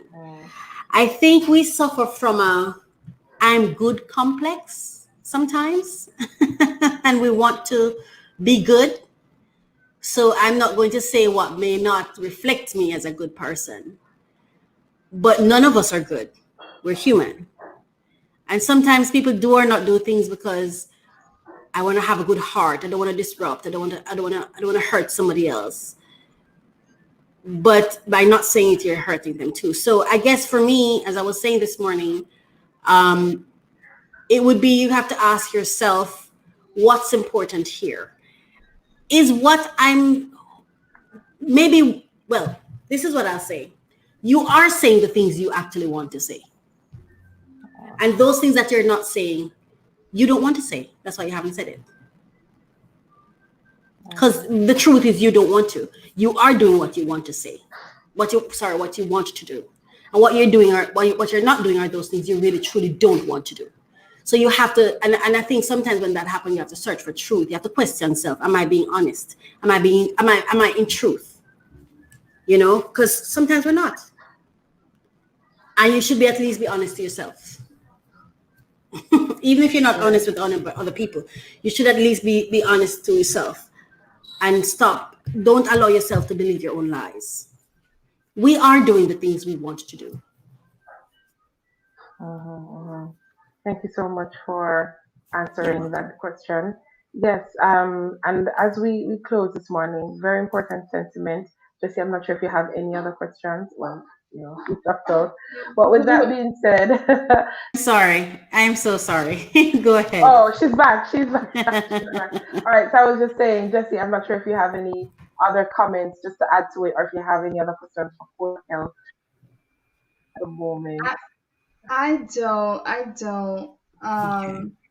But I do want to say that I guess I'll have a comment to that, is that don't be afraid to speak your truth. Whether your truth may be deemed as wrong or something in other person's eyes, it's your truth.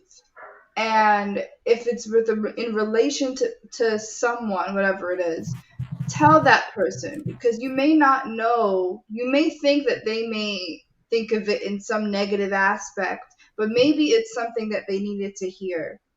And maybe it's something that would grow and further your relationship. So don't be afraid to say your truth. Yes. And sometimes I guess people think, what if I'm wrong? Okay. What if you are wrong? The best thing to do is to let it out so you can be corrected. Mm-hmm. I know that some people see correction as a pain. Like it's painful. I remember once I had an experience with someone that hurt me. And so each time I tried to speak about it, I felt like it wasn't being received. So I would keep repeating it. And I remember the person said to me, oh my gosh, I feel like you're constantly flogging me with it. Like, as opposed to hearing and realizing, hold on, why does she keep repeating it? Is it that she thinks I haven't heard it? Because maybe that is the case. I thought you haven't heard it. So I'm trying to, you have not treated it with the respect that I guess I'm hoping for, the acknowledgement I'm hoping for. So I keep repeating it. So I'm saying that to say sometimes things keep coming back at us that's painful. It means that it's agitation or it's disruption saying, hey, there's something here. It's like somebody who has a cough but just won't cough it up. So they keep just go to the bathroom and cough. Like they cough it up. You know what I mean? We have to get to a place, and it's truth. We there's a scripture in the Bible. There's a verse in the Bible that says, "Lord, make us strong to walk in your truth." Truth. Some people find truth difficult, and sometimes we're not honest with ourselves. Sometimes what we're thinking, I think we struggle with honesty. I'm not talking about lying. I'm talking about honesty, truth, authenticity. And for whatever reason, we struggle with that sometimes. But none of us are good, and if we're going to go by the Bible, Marsha, you know the Bible. I think you know the Bible more than I do. There are parts in the Bible that talk about none of us are good, right? Right. So it is. If we have convinced the entire world that this book is important and it's inspired by God, and it tells us in the book that none of us are good, no, not one. And that it's through God that we get that it's through God that anything that we do that's good is good. If I'm understanding it correctly, then what are we doing? There's this and I'm gonna wrap up. I'm gonna take your time, but there's this couple that I like watching eating videos, ASMR eating videos. I love it. It's something that relaxes me. That's the thing I do when I want to relax, decompress, not work. It's Lips, LLIPS. Uh-huh. And as I listen to him, he's in a same-sex marriage, 2 men, and he does mukbangs, and he considers himself a man of God. I don't want to say he's a Christian because I don't recall if that was a religion he said he was affiliated with, but he's an of God person, as in he's faith-based. And one day I was really watching and I was listening to the things he was saying, and I was really watching and I sat down, and this is something I thought about before. I really sit down and I'm thinking about it, like what I said to myself, Raquel, what is it that he is doing that you're in disagreement with, or that because he's doing that, it makes you in a better position with God than him? And I couldn't identify it. Some persons, and I remember he was having a conversation when he was saying, I don't remember if it was him or something else, or I was talking to somebody about it, I don't remember. But it's like the person saying, yeah, but you have what you call presumptuous sin, and they get up every single day and they have this, but we get up every single day behaving like we're perfect. Isn't that the sin? Because it's not true. Like, I don't know. I just keep going over and over it in my mind. It's like we pick our own poison, don't we? We pick our own sin that is comfortable and live with that. Am I making sense? Like, yes, we can't. And the truth is too that we really don't know it. Yeah, and all I'm saying is, I'm not saying what you should accept or not accept. I think that's why I believe the most, if I take nothing from the Bible, love God and serve no other God but him, your understanding of him or her, whatever you call him, and love your neighbor as you love yourself. It's very practical. That's not even a spiritual thing. That's a practical living, right? That's practical living. If you want abundance, you've got to love. You've got to give, so we spend so much time. I think some of us want to be right and want to be good to the degree that we don't even realize that we are not even being true to ourselves. So what are we, and don't get me wrong, for those who are trying, try whatever you need to try, but I'm learning. For me, I'm living based on my understanding of God. And the only thing I want to do is fulfill God's purpose and love. and leave here. Listen, when I go, do not mourn me. Do not mourn me. I am happy to go. I don't want to be here. I am thankful for being here for the time I am, but I know it's only one person that gives and takes life if I believe all my experiences and what we preach. God. You can shoot me. You can strangle me. You can you can poison, you can do anything, but you cannot take my life. Only God can. So why do we mourn when the same Bible we talk about says we should be happy and party? Why aren't we saying, oh man, congratulations, you survived this and you have made it on. Good for you.